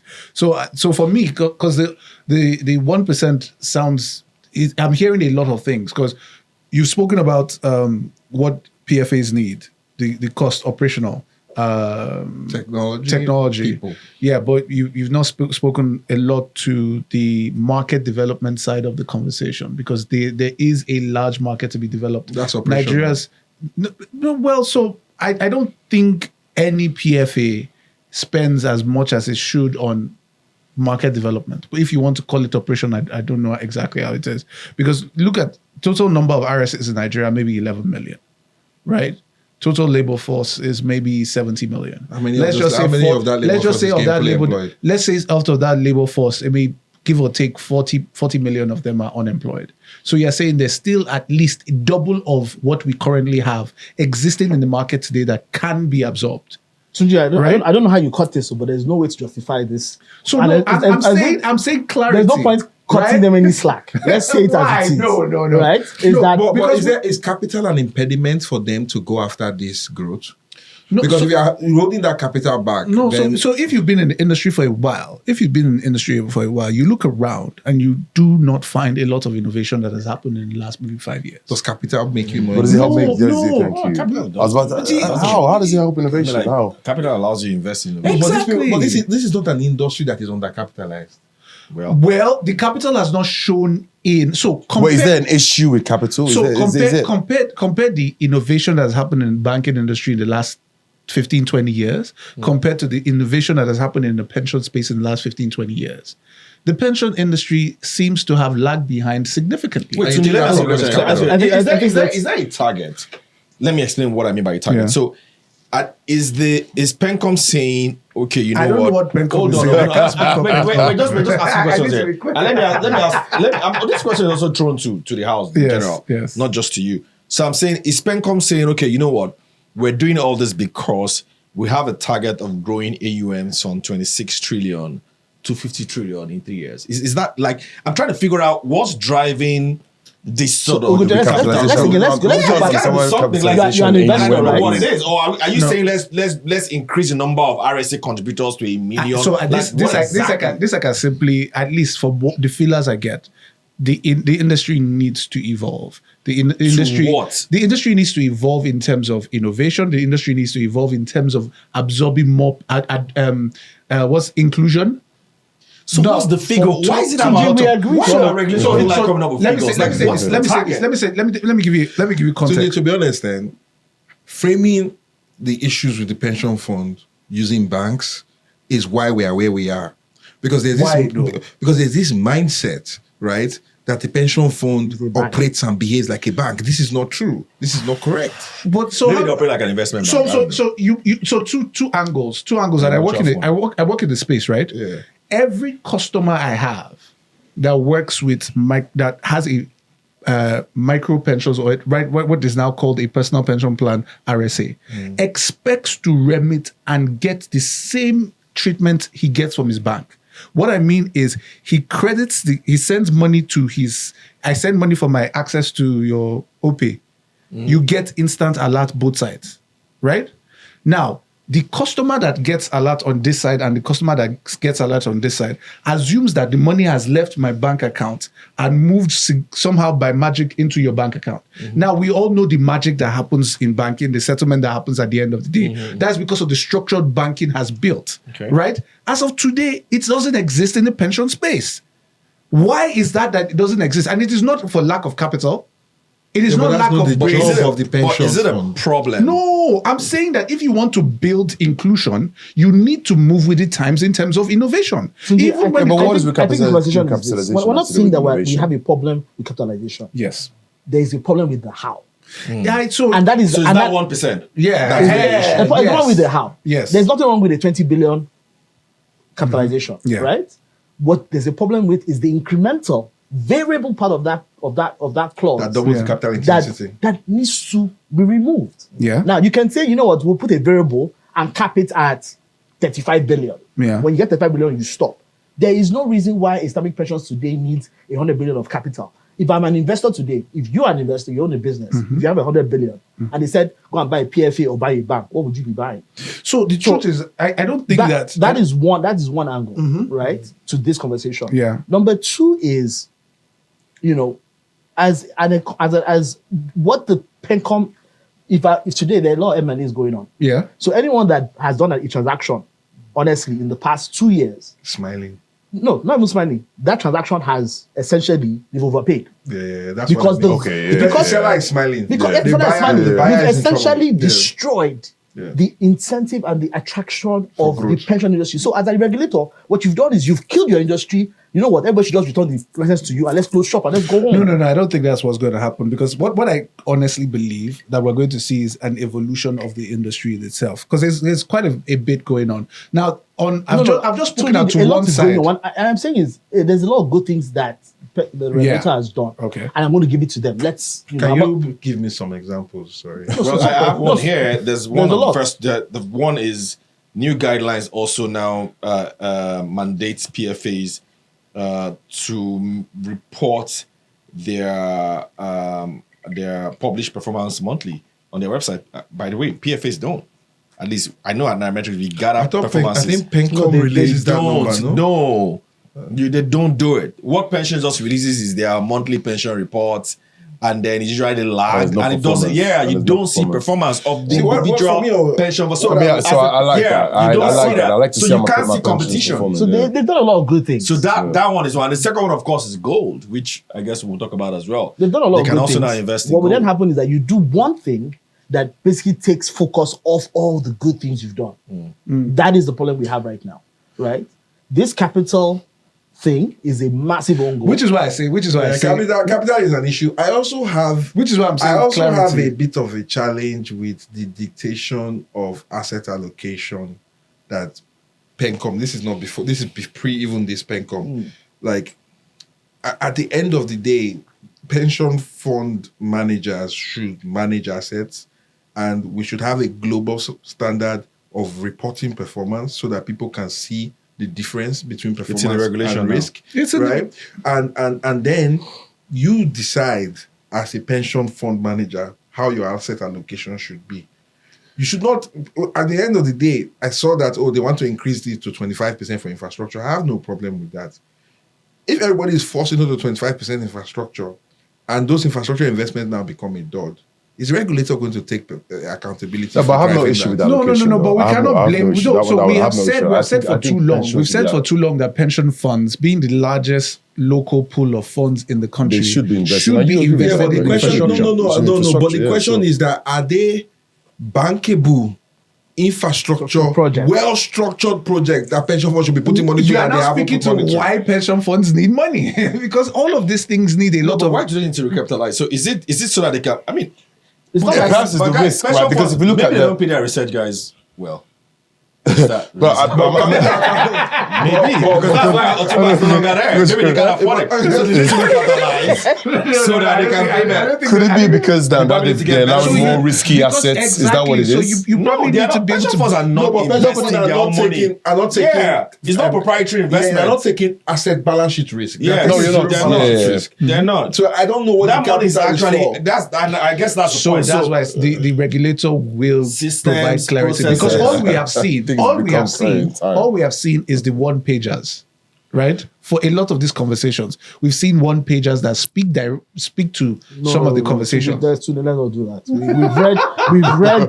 We've read like pages of these things, and we've written, very things that So I'm not against issues, and let's just focus on I'm not against reforming the sector.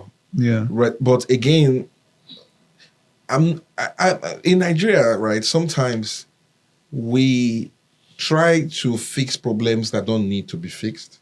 And it's very paradoxical because this is a country that has a lot of problems to fix, right?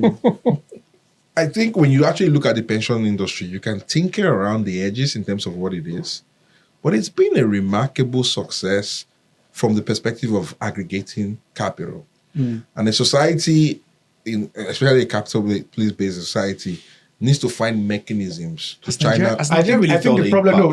I think the problem is really felt the impact. But again, hold on a second. What exactly?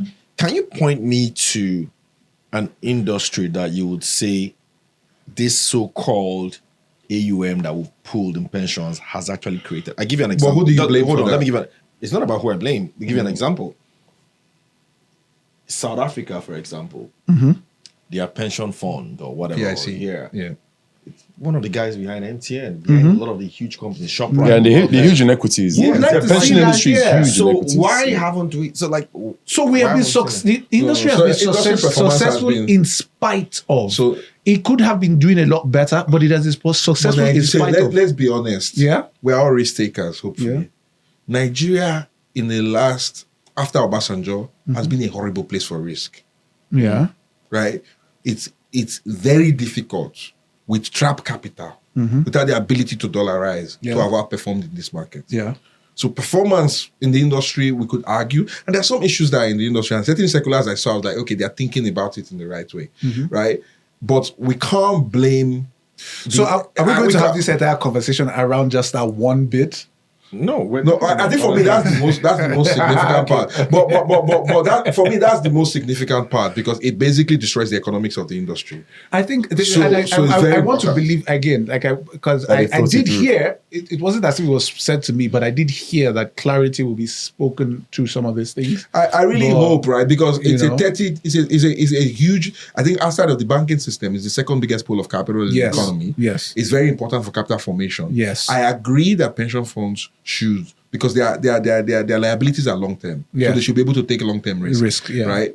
But it's also they've operated in a very difficult macro environment, and we've operated in an environment where the government has basically crowded out anything in the private sector. Exactly. The issue that is endemic in the pension fund, deploying 80% of their assets to government securities, is also endemic in the banking system. That's a systemic issue. It's a big problem that Nigeria needs to solve. That in order for it to actually deepen its industrial capital stock and be a serious economy, it needs to find a way to channel excesses, right, away from government, and government has demonstrated that they are colossal waste of resources, right? And we need to figure out how to do that. We need a stable economy to even start that conversation. So I don't think the pension fund should carry the blame for the lack of Nigeria's diversity, asset construction. Because like the reality is, for example, like the pension fund can invest 25% of their assets in equities, right? And you could argue the way they are regulated kind of force them to be a bit more head mentality, so they don't take contrarian routes, because PenCom will come after them, right? So if one guy go and buy equity and then all of a sudden the equity go down, how do you run long-term liability and you don't expect to take a loss? But you must also remember where we are coming from. I always say this, and this is unfortunate for Nigeria. We're coming from a place where this particular industry was hit with a lot of misgivings. So the first priority, you know, a lot of, you remember the guy that was arrested the other time for stealing pension funds and things like that. So the first priority of the industry is to safeguard. So yes, we've come from a place where we've held on too tightly to the construction of the funds, and now we've built an industry that is working. Now this is the first step in moving it from that extreme. We can't obviously get to the other extreme, right? But we're moving it from this extreme to like a middle point. So for one of the things I saw in the regulations is the ability of Nigerians and non-Nigerians, also Nigerians abroad, to be able to invest in dollar-denominated pension holdings. And it is invested, and the payout is also in USD. Now, that is one significant thing that you've heard from a lot of savers. Like, oh, I put my Naira into pensions, and because of devaluation, it's now useless compared to when I put my money into it. Now, this is a diversification of the pool, and you're beginning to see a uniqueness. So again, I say, remember where we are coming from. We're coming from a place where people did not trust. And I mean, anybody that used to watch NTA News, there's this Sunday. Anytime you face the camera, I'm always afraid. I'm not going to do that. NTA News with all the people dying in queues and things like that. You know, those things were traumatizing for the country. Pension savers going to collect their pensions. You weren't here with us then. So they'll go to revalidate and things like that, and then on the queue they'll faint and all those kind of things. It was really a terrible situation. So where we are coming from is an extreme. Now, yes, the regulator for over the years has been from that safeguarded place. Now, this is the first step in terms of moving from where we were. Because think about it, for so many years. Long speech about this. Hold on. So let's go back. Why do we need? Why does Stanbic need 100 billion or 90 billion in assets? So something before we even get there is, listen, I'm not saying that there's been. If you read that document, there's some really good things. I agree. One of the things you've highlighted. Yes. And transparency, that's very important. And the problem you have now is that good thing that you've talked about, no one is talking about it because you've made a fundamental error on one issue. And that has taken the entire focus off that good thing, right? That's because you've poisoned the water, right? The truth is, the capital question, and I spoke to a few operators, that document came as a surprise to every operator in the market. They didn't know about it, no consultation. Nobody, and there was a meeting with the people I spoke to. There was a meeting with the CEOs of pension funds 2 weeks ago. There was no, this is what we're thinking about, this direction we're thinking about. Nothing, there was no consultation.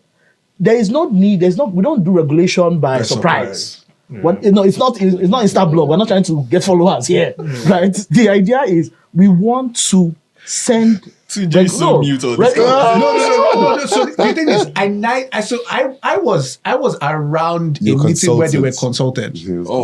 I was on this capital version. I was not around on this capital. So I need to be very clear. What does that mean? I passed through. So I had a small. No. I had a small. I had meetings that happen all the time, but this particular topic was their consultation. I had a small portion in this grand consultation of many conversations. And in that meeting, I still remember that all the CEOs were there. And they talked about capital. That's So, the point. now they are collecting that I don't know. Because In it's going to be detail. strange that they did not consult. As much as we hate this whole That's tax what I'm saying. That conversation, I was not in. It is so I strange. passed through. They must They have were all consulted there. them. So that's my point. I mean that we hate this tax conversation, right? And we hate what tax represents as for a nation, right? Is that you have to give it to Taiwo. Yeah. There was some level of conversation. Yeah. It was a nationwide thing. There might some mistakes or things have slipped through, which we would then obviously smack. Yeah. But the thing is, if you look at what happened in South Africa when they actually, revolutionized their pension industry, it took a year litigation. Back and forth, everybody. So at the point when you pass the thing, Everybody's comfortable. Everybody knows what's going on. Everybody's there's nobody. There's usually in the UK. There's usually a white paper that comes out. No. Let me say this People again. then Let me say this again. I want to be very clear. Yeah. So a lot of the things that have come out in the last couple of maybe a week or so were things that were said in that meeting that I was in. And it was decided in that meeting. And me, I passed through. I had a very small portion in the meeting. Wow. So Did you pass through, by the way? passed through. Anything? So Did you- when the things the things I heard in that meeting are now being passed. Yeah, So it speaks to me like all those things were decided because all the entire industry was there. No, All right, guys, we gotta move on. I'm surprised One anybody thing I said want they to don't touch on. know. We touched on it in the last two episodes of Drinks and Mics, and now that we have Simon Otumba here, I just want to get your views as well quickly because it's in time. SEC as well also introduced mark to market, and I think Arnold kind of loved it, right? Oh yeah, I love it. I would think make pension should comments. be mark loved to it. market. So what are your views on mark to market though? Absolutely, you have to do mark to market. You can't manage money and hide on that amortized Love costs. So for me, it's great. I'm predominantly an equity manager. That's my job, right? And I've found it within the CIS space, which is where I am. I think there's about 3.3 or 3.4 trillion of assets in the CIS space. Equity contribution is about 120 billion if you add equity funds and balance funds. So it's a pittance relative to the size of the industry. And I think a big part of it is that we are all reporting returns differently, right? So it's very difficult for asset managers to compare or unit holders to compare how is Samson performing versus the guy that went to go and put your money in a bond fund. Like sometimes I see these dollar funds, they offer really high yields, but completely what is the consistent yield? yield. Yeah, but what is the yield? And I don't right? even know. Yeah. I think the risk as well is when you liquidate, who takes the risk? Thank you. Right. Because you have to mark to market in liquidation. There's crystallized Could you risk. explain that a bit more? What is So, that? for example, if I go and buy a Nigerian Euro bond at, let's say, 7% yield, I will simplify the maths a bit. So let's say we buy a 10-year Euro bond at 7% yield. So for the sake of argument, let's argue that that's basically that has a, let's say, five duration. So what that means is that for every 100 basis points that the yield curve move upwards or downwards, That's for every 1% it goes up. yeah, it goes up, you lose 5% of your capital, roughly. Right? So let's say you then invest at 7% yield, right? And it has 5 duration to simplify the maths, right? And then for whatever reason things go bad in Nigeria and yields are now 10%, right? You are still booking at amortized cost at 7% yield. But what happens when you have to sell? You've lost 15% Of the value of the asset, yeah. but you're still booking it and carrying it like it is 100, right? And then unit holders come and withdraw their cash. Who You have takes to the price loss? it. takes that Exactly. loss? Yeah, you have to price it. Yeah. Who takes the So loss? that's not priced in. Yeah, somebody's taking somebody's the taking loss. that loss. Somewhere. Is it Yeah, so if I give it to you at par, exactly. If I give it to you at par, Sounds positive. so if I give it to him at par because he wants his money back, then you take the loss. That's then price you that 15%. Yeah. But the issue, Hoping that you are holding into the fund until maturity. Maturity. so the issue is That's that what's we happening. have a relatively young population, so everybody's still contributing, right? You're not yet at that point. Imagine you're in an aged economy where everybody is retired. Yeah, and trying This to- issue, so it's basically a problem that will compound and will hit you in the future. Yeah. Now the thing is, Or you hope that if you keep holding to maturity, it won't hit you. exactly. Right? Yeah. Now the thing is, I've raised this fair market, fair accounting issue, and I don't think the industry is ready for it. But the thing is, what you have in Nigeria is that equity is the prodigal son, is the prodigal child that nobody likes. Because you're not advertising these asset at fair value, people look at, this one would always give me fixed return, which is a fantasy, right? Yeah. The day that equity and fixed income are equal, you would see that the allocation to fixed income or equity investment will start changing. So I always joke around, right? Because obviously I market equity products, and one of the things I say to my investors, that are Nigerians, I say, when they say, "Oh, I have my money in this bond fund or this money market fund," I smile, and I said, "Do you realize that two things?" I usually say two things. One is the volatility in Nigerian fixed income market is higher than the volatility in equities. Right? The volatility is your probability of loss, because that's how your asset moves, right? Usually they don't, because they see that stability in the fixed interest. But think about it. The yield curve in Nigeria, just recently, right? If you're investing 10-year yields, have gone from like 23% to 16% in like a couple of months. And if you mark to market that is 800 basis point duration. That if you're on the wrong side of that trade, you are losing like 40% of your capital. But let me ask you guys, hasn't this been like this for years? Because most of our fixed income securities is basically in government securities, and government securities. No, but government security has little to no risk. They do carry a lot of risk. It's just that. have we ever defaulted? It's not about default. It's not interest rate risk. Yeah. So the yield you get, the yield you get is only the yield if you hold to maturity. If you don't hold to, and most people don't hold to maturity. If I buy a 10-year government bond, I don't hold it for 10 years. If I need money, I have to go and sell it. When I sell it, there's a market price. That market price is my mark to market. Right? So you now have this weird situation. And I think standard of reporting across CIS should be consistent. So that That's at least, another conversation. so that at least, at least conversation. they can say, how is Samsung performing versus this one? How is that? Like, for example, some people report gross performance. Like for my fund that is listed, Magna, I report my net performance, net of fees, net of accrued fees that I haven't even paid myself. So, like, I've cleaned and cleaned and cleaned. That's the clean number that you get. I don't know how other people are doing it. Other people might just report gross. Most people report gross. If I report gross, my performance is even better than it is. But I know it's not true. It's not my unit holder that. So when my guys come and liquidate, I give you your price. Your price is 206. So bid offer 204, 205. You say you want to do 205. That's your price. That's the money that hits your bank account. There's no adjustment.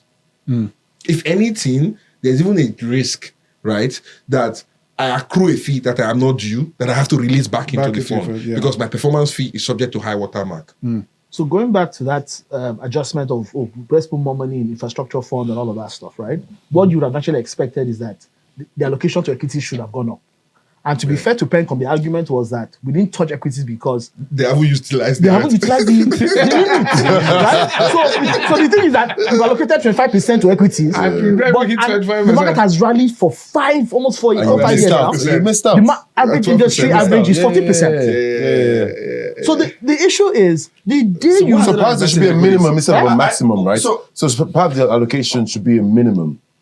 Right, so there's a minimum. No, I don't think there's a minimum that actually means there should be no minimum. What should happen is that one unit of fixed income should be equal to 1 unit of GTB, right? So when I look at my risk return, I would look for the one that I know that would take me. So the second point I wanted to make, I think is very important, is when people compare equity return, they forget about the dividend.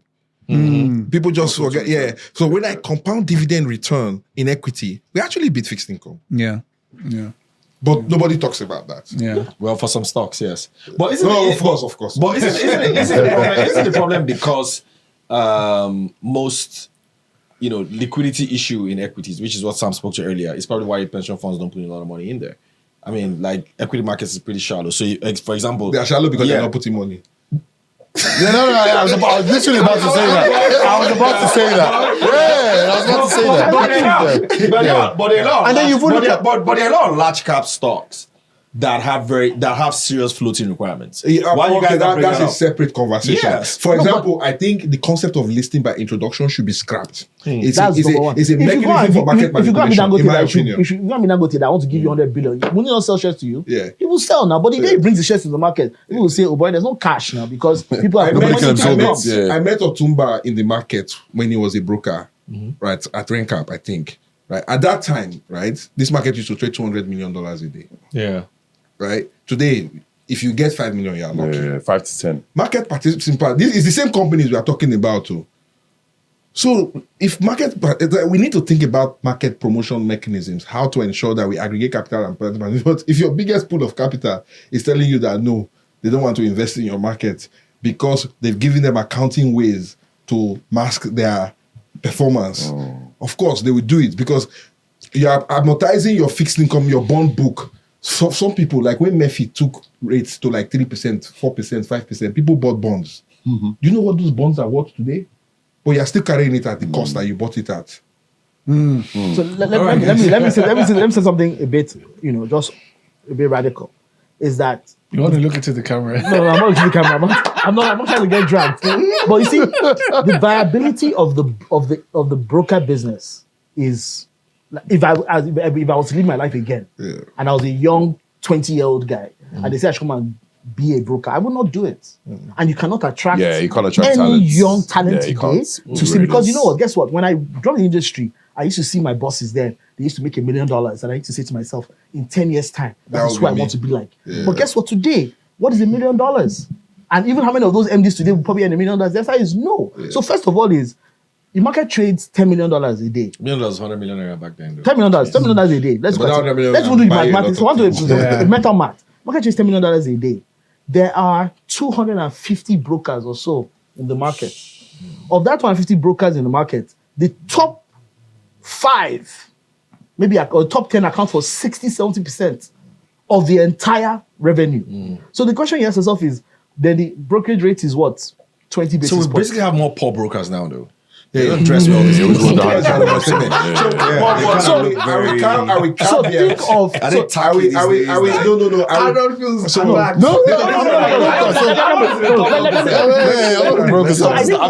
I understand. The NGX gets our audited account for all the brokers. Let them take all those annual accounts. Let them add all the revenues. Let them add all the net profits. And let them add the entire employees in the industry and then divide it. And let's see what the revenue per head is. It is not a vibrant industry. It's dying. So there are 2 things I would say to that. One is I agree, right?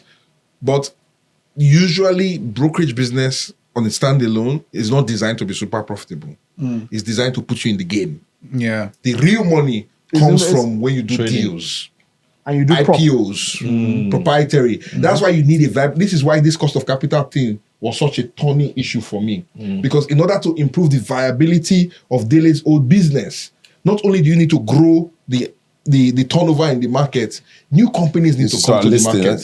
They need to come out because on that new company, Dele can charge 5% on the issue. And company can come and raise $500 million, $100 million.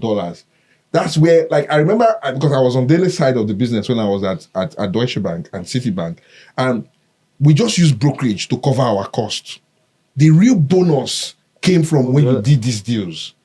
That's where your life gets transformed. So when I'm having my end of year compensation meeting, I carry a list of all the deals I've bought, who I've sold it to. I go to my boss, I say, look at how much I've made for the bank. Where's my share? We need to develop that market. Brokers can cover their costs. Yeah. Wow. How much is Bloomberg terminal a month? 30,000 now? Yeah, annualized. Yeah. So if you have, So why are they still in business then? Or how are they the still in question business? is that why are you getting any service from your broker? You're not getting good so quality now service. you are paying 10 basis points, but you want I want someone to call me. I want someone to give me trading idea. I don't even want anything. Just allow my engine work so I can just go online and I want trade. research. Yeah. Where's it going to come from? Where's it gonna come then from? NGX will then say, oh, you must have one compliance officer, you must have one internal audit. Who's going to pay for them? You know, in some It's like also you know, SEC actually makes more. That's a separate conversation. No. Actually, Off your mic. Off your mic. No, but In what industry does that happen, right? In what part of PenCom increase their revenue, increase their income now by 30%. wow, PenCom's making more money than. So I calculated it. PenCom. Hold on, no, PenCom today earns 0.25% on system AUM. Wow. So system AUM of 22 trillion. I mean, PenCom is walking away with 55 billion Wow. every year. Man, maybe that's why they're working overdrive with regulations Now, now. I want to make more. Now, if you look at Islamic pensions, Islamic pensions has what? 7 trillion, right? At let's say their average income is 1%. So that is 70 billion. The second most profitable participant in the pension industry is PenCom. Everybody else is below PenCom. Wow. In terms of profitability. It's not, revenue, top line. Revenue, just top line. The second most I feel profitable. micro pensions are probably going to be next these days. So again, if we are talking about market development, these are conversations that we should all be having. Anyway, guys, we got to move. We got to move on. Last segment, because producer has been sending me messages since they were out of time. But I want us to touch on this. This is now, socioeconomic issues. This week we saw queues. Fuel queues has been popping. Yes. And I know we've talked about this refinery union and whatever issue Penga saying. Government has stepped in and blah, blah, blah, blah. Now I'm bringing this up because Sam and Otumba is here. I've heard Tunji and Ananol's views as well. Anon, by the way, loves unions. Tunji's probably on my side. I don't know what Tunji's come out. We're besties. We're besties.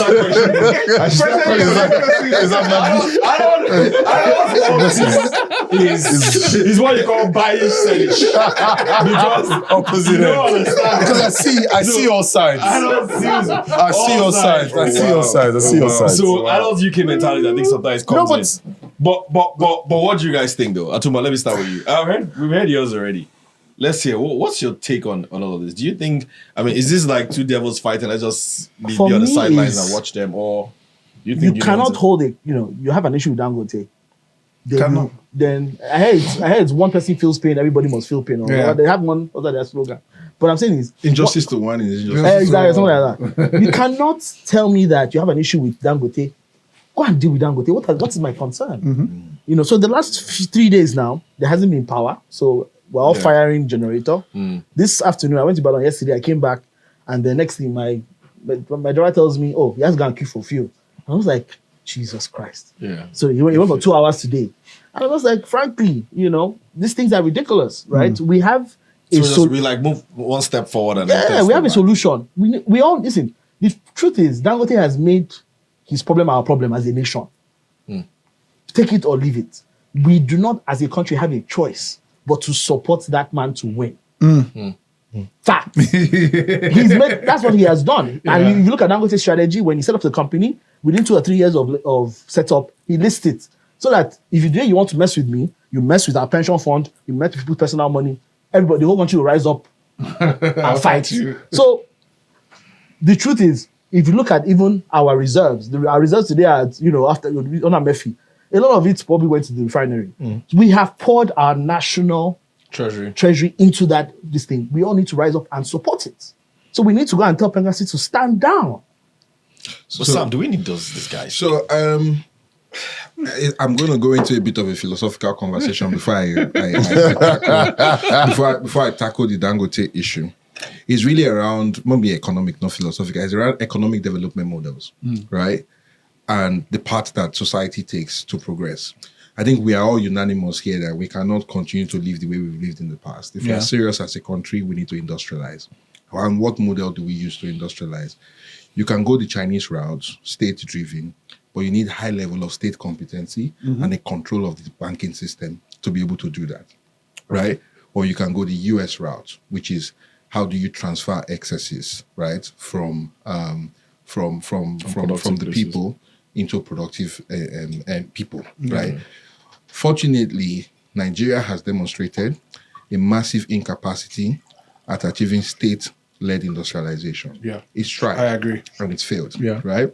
The only person who seems to have any interest whatsoever in large-scale industrial capacity is Aliko Dangote, right?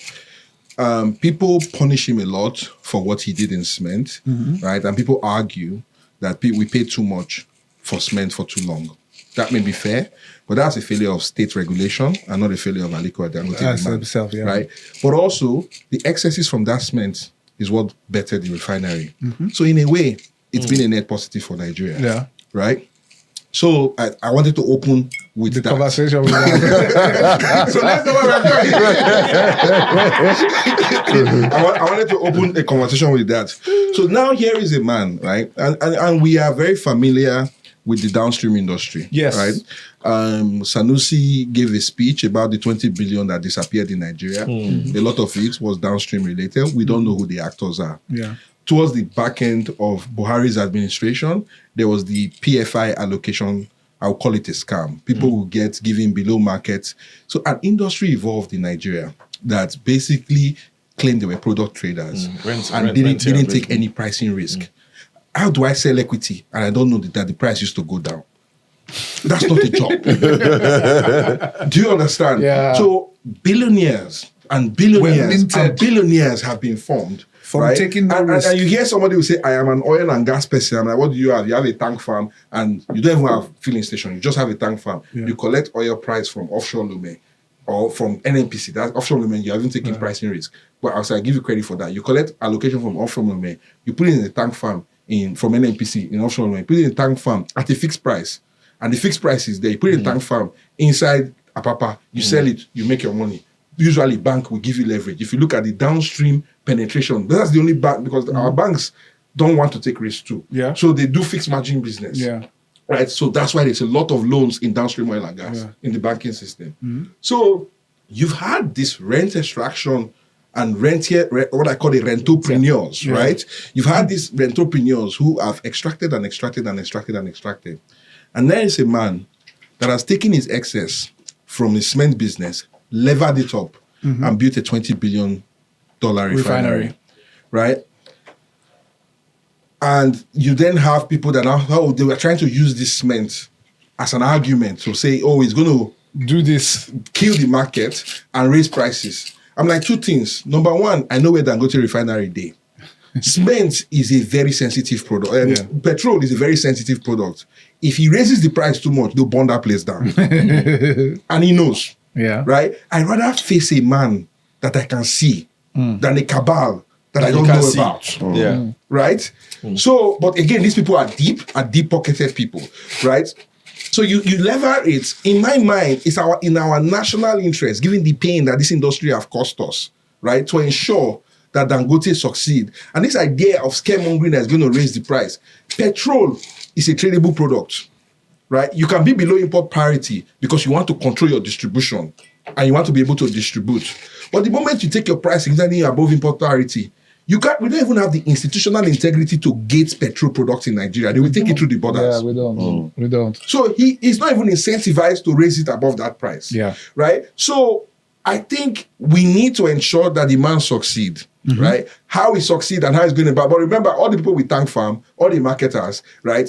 To be honest, I think it's a bit crazy that they waited all these years to come and have this fight. The writing was on the wall. Yeah. This was going to happen. But Sam, is this a marketer's issue or is this a labor issue? It's a combination of all of them. And so basically, so what is happening is what, as a capitalist, I'm delighted about. It's a change in market structure. Yeah.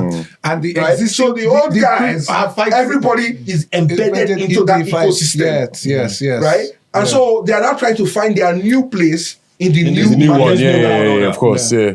Right. And so everybody at the end of the Like day, someone said, why didn't they fight for the refineries? Like the 4 refineries we have. Why they were didn't embedded into that system. Right. So So they want to be in everybody this is one. talking This new system is saying you are not as important as you used to be. So a lot of it is emotion based. It's Or you're not where you used to be, right? Yeah. So you have to find a new place. The question that I have, right, is always, I don't think Dangote has the capacity to supply the whole nation through its gantry.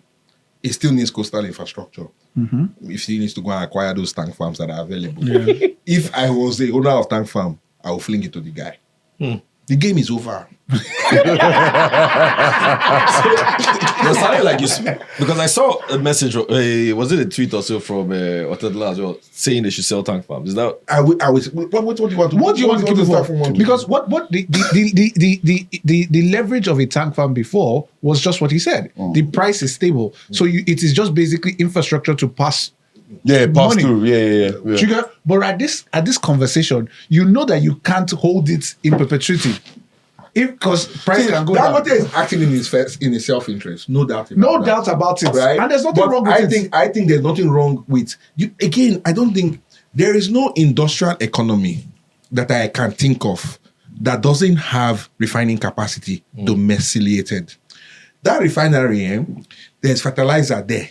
Yes. There's plastics that is going to come out. Yes. Pretty much when you look at a house, The byproducts. Just look around a house of a modern society. Yeah. Everything there comes from refinery. And then somebody built something that Nigeria and NAPC have tried for 4 decades to try to do and failed. And somehow they want us to believe that he's the problem.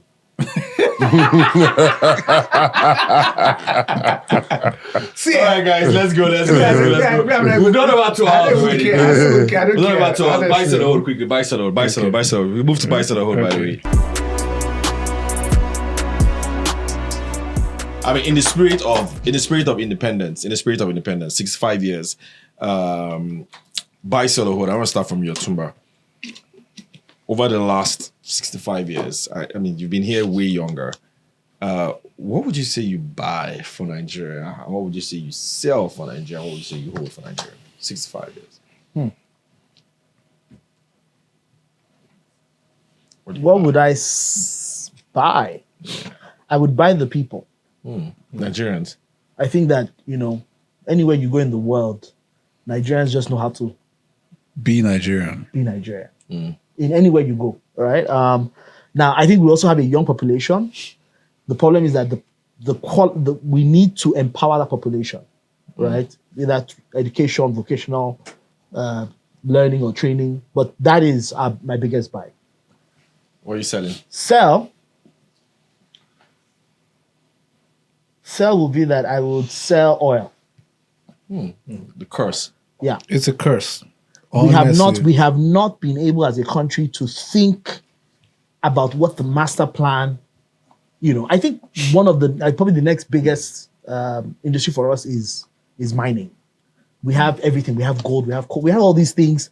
And frankly, all of these things are just sipping through our borders, no income, no revenue, no one's thinking about how to galvanize all of these things. So I think I would sell oil. As much as it's what sustains us, but we need to think about our GDP share. So What are you holding? Sustain us that much. what am I holding? I would hold leadership. Accountable. Generally. I would hold I leadership. hope it's not the holding here is your neutral on leadership, not holding them accountable. Tunji has come now with the different. I mean, I think we have, one of the things I think about a lot, I think about is succession.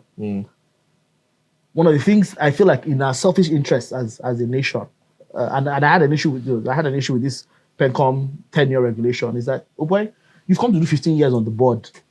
It's not a monarchy. You're not the Queen of England. You're not the King of England. You've done your time. You should go. Right? Instead of just staying there. Obasanjo probably made a mistake in terms of, when you think about being a president, I would think about what is my transition? Who should take on my legacy? I think we made a mistake. And I think once we made that mistake, right, everything has, if you think of every appointment in this country, we had Okonjo Iweala as finance minister. And then we said, oh my God, then we then got Kemi. And we used to complain about Kemi a lot.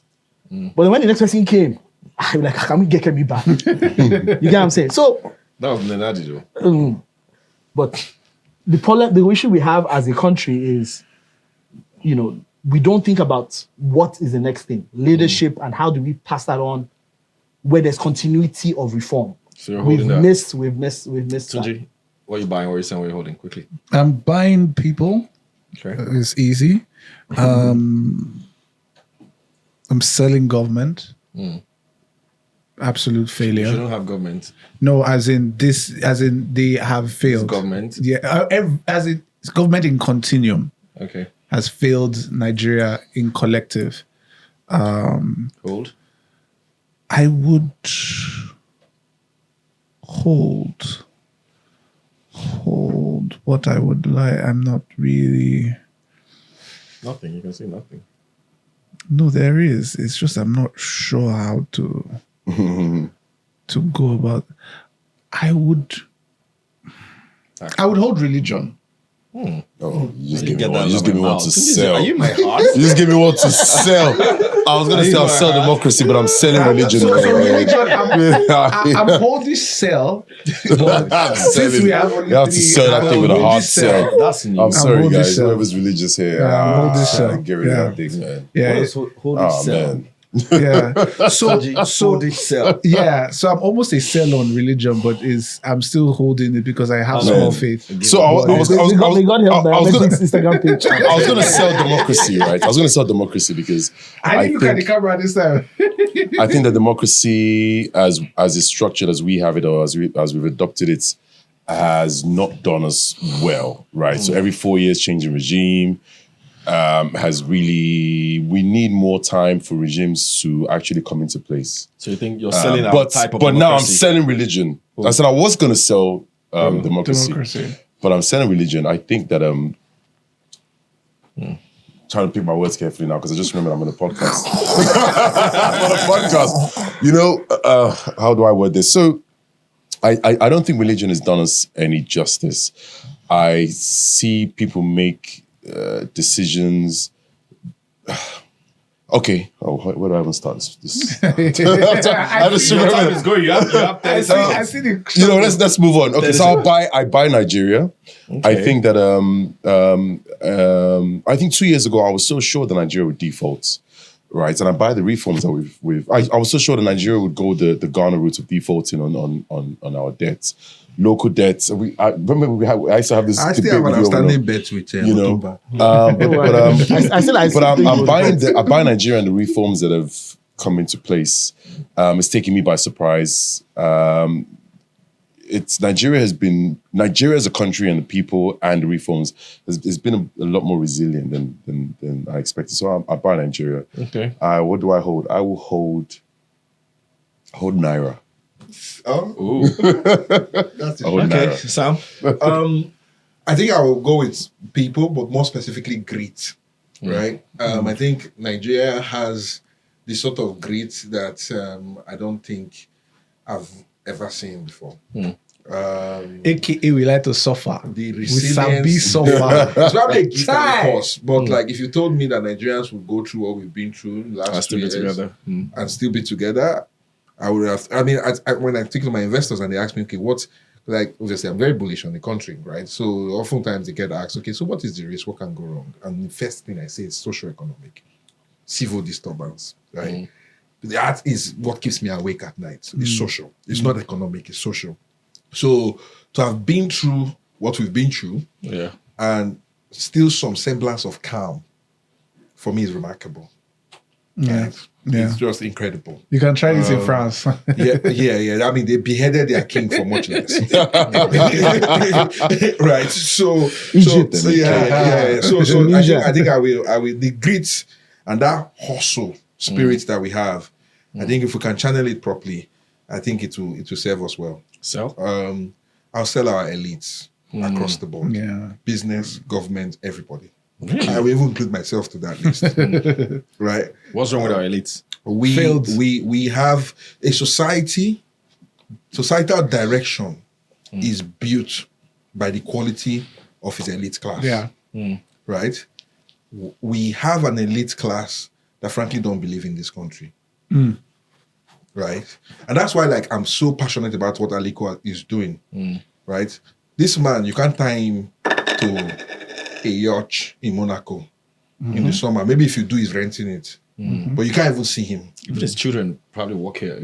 Right. Children work here. So like all his excesses, all the money he's made, he's deployed it. He's enjoyed government benefits and all those kind of stuff. Yeah, but We he's can't- deployed but his- that excesses, there are people that have benefited more from Nigeria than he has. And they haven't deployed that money here. So maybe I'll give him a small pass. But everybody else, right? In terms of the view, I remember when I started my business and I came to Nigeria and obviously when you come, you're trying to meet some Egbon to try and advise you on what you want to do.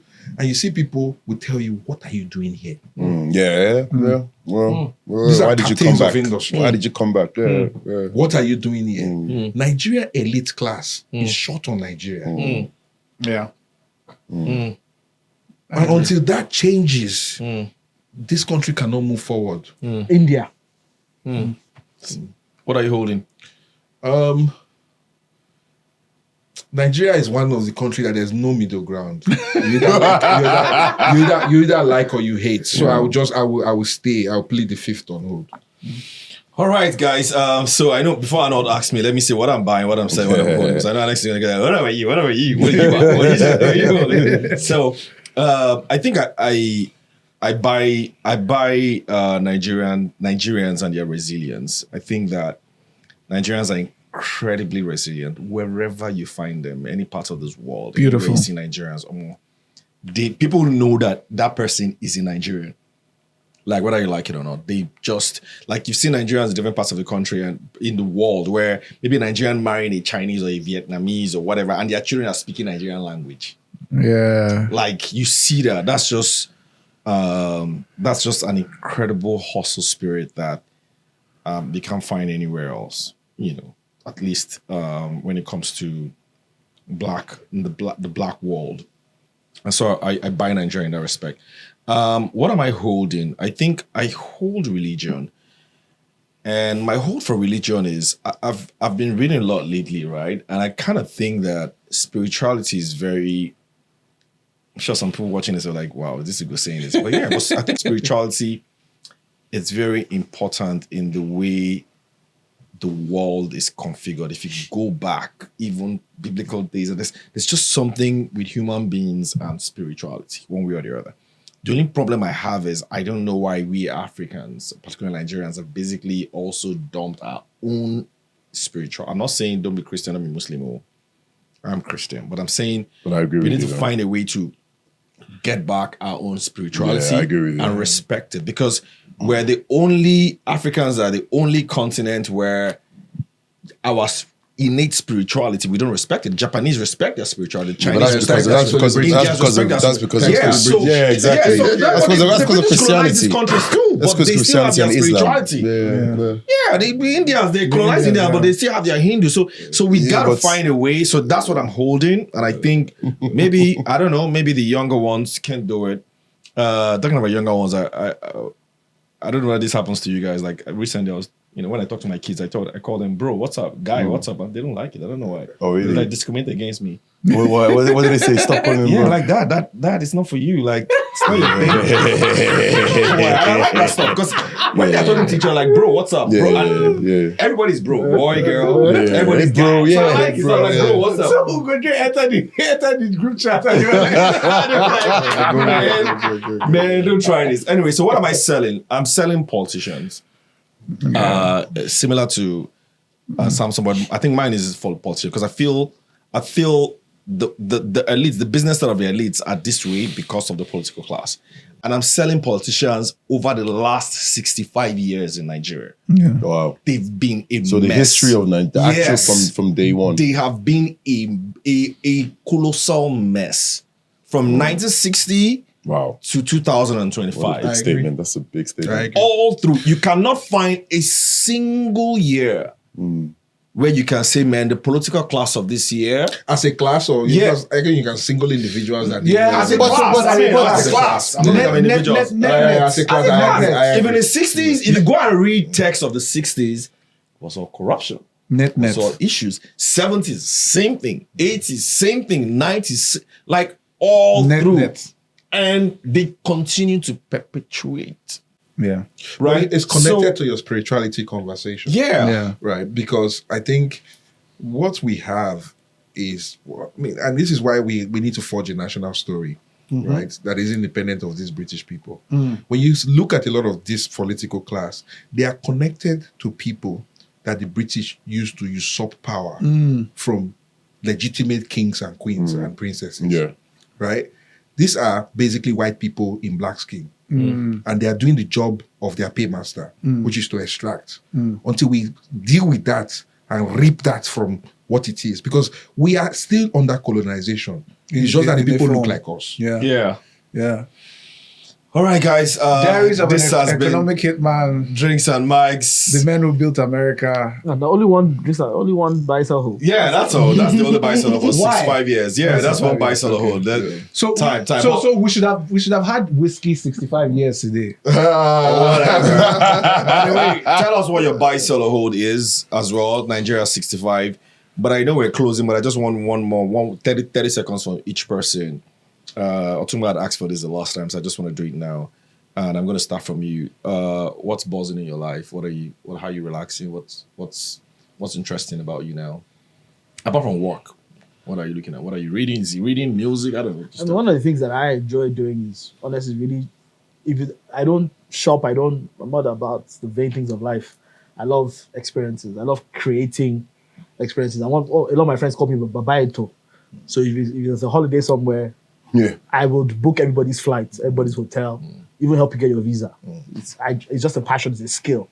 I love going to immerse myself in cultures and just seeing how people are living life. So one of the things that's what I enjoy doing. That's what I spend a lot of time. What are you enjoying now?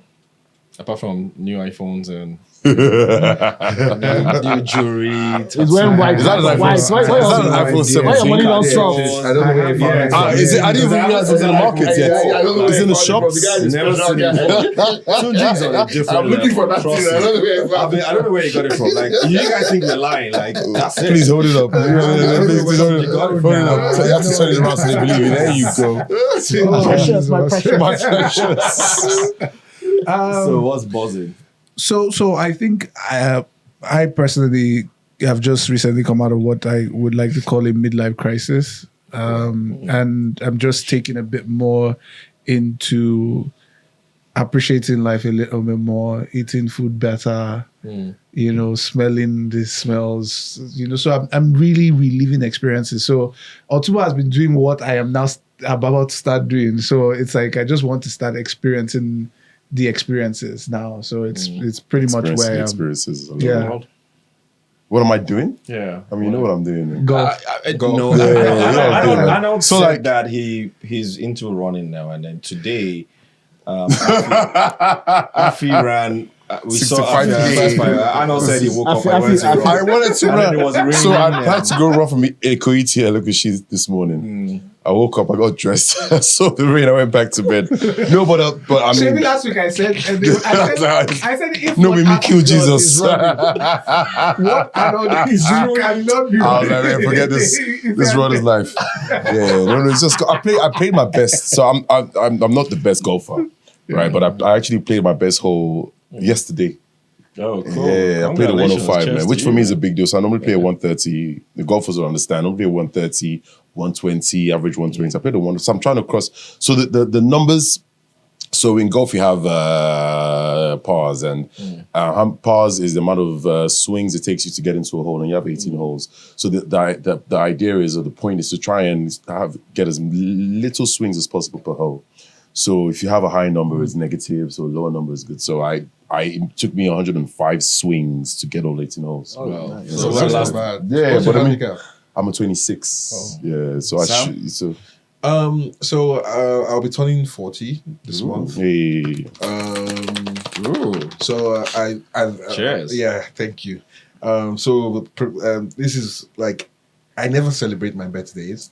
It's usually a period of deep reflection for me, and I just I sit down, I write to myself what I've done last year, what I've messed up in. Well, my wife and some of my close friends were like, it's not going to happen, right? So I then said, okay, fine. I don't want to do anything in Nigeria because I don't like that big crowd kind of thing. So we decided to do a small holiday. So me and a few friends, we're going to Bodrum. So my friends are coming. I've now forced them to book ticket and book flight and pay for this expensive hotel. So I now have the pressure of ensuring that when they come is worth their while. So I've been running around and trying to get a good schedule together. But it's been fun. I didn't want to do it. But in the process of planning for it, I'm actually getting quite excited. And just getting to this number and looking at my life, it makes me feel like, you know what, I need to live a little. I've just spent most of my life literally just working and building. And so now I'm getting to the stage of my life where I'm like, I shouldn't be. Enjoy the fruits of it. Yeah, I shouldn't. I'm always like a bit. Sometimes I'll say shy around my successes, right? I should embrace it a little bit more. So this is a good. I'm really looking forward to the celebration, actually. All right, fantastic. And before he goes, I just wanted to say, mad comments last week. Like, I'm they're still commenting. I just checked now. It's still going as it is on fire. I think you have some death threats. We're joking, guys. So I loved it. I loved it. Keep it coming. For me, I have a thick skin on those kind of things, but just keep it coming. The idea for me really is the fact that there was engagement on the conversation. Yeah. So whether you were on this side or this side, the conversation was That's happening. all we need. Do you get the conversation was How many happening? views did you get on Nothing wrong with. How many views on Nothing wrong with. Counting He hasn't 170K. I will just quote you on this one. He hasn't said what he's doing, what he's doing. Yeah, he hasn't. So please. Yeah. Well, No, you have to. Yeah. He hasn't said what he's his own. One thing is for sure, though. I've gone past midlife crisis. Like, it's grandfather. What am I Sugar doing? daddy? I daddy. I'm enjoying the zaddy lifestyle. I'm trying to rediscover myself. I think, So I tried a number of things. The other day I told my wife, you know what? I'm going to be like, I think I can play table tennis and I want to like take it seriously. So I went to a Kogi club and I saw people with pot belly playing like they were in Olympics. I'm like, what? You should try golf. You should take on and I golf. looked outside and I'm like, no, sports have never really been my thing. So I realized, you know what, sports is not your thing. So I'm like, but there's one habit I formed recently, though, and that's been going into the rabbit hole of cosmos. I don't know why. Like, I'm very fascinated with time. Or aliens. No, time travel, sun, stars, Cosmology. and entropy. Yeah. Really, like the concept of entropy itself fascinates me like crazy. I gave a talk today, and I talked about entropy and patterns and how you can use patterns to basically figure out anything in this world. Like, if you're able to spot a pattern in something, then you can basically find success. And so these are sort of things I've been immersing myself in over the last few weeks, and I don't know where that takes me to, but I'm trying to be like Otumba. I told him already, like, all this is trips. But I got to say, you should try golf though. So one thing golf has really done for me. Boring for me. No. Listen, golf is not. That's exactly what my son says. I've been trying to force my son to play golf, but golf has helped me. He's watching. I know. Right? Golf has helped me in ways that you can't imagine. It's helped me to manage my emotions. Helped me to manage my fails. It's I don't know how to explain it, but Interesting. Poker does that for people. I'm not an emotional person though, so logical. By the way, I went to watch my son play football the other day. Okay. Yeah, I saw myself in him because I used to be a very good striker. It's on his daddy. Anyway, these are the drinks of Daddy mine. was always first. Brought to you by Nairametrics. For those who don't believe me, go check my stats. Happy We'll do this birthday, Sam. again next week. Happy birthday, Sam. Happy birthday, Happy birthday. Thank you. On the comment section, I want to hear your buy, sell, or hold for Nigeria 65. We're going to give prizes to the most interesting buy, sell, or hold for Nigeria 65. Until we'll do this again next week, do have a beautiful, profitable week ahead. Bye.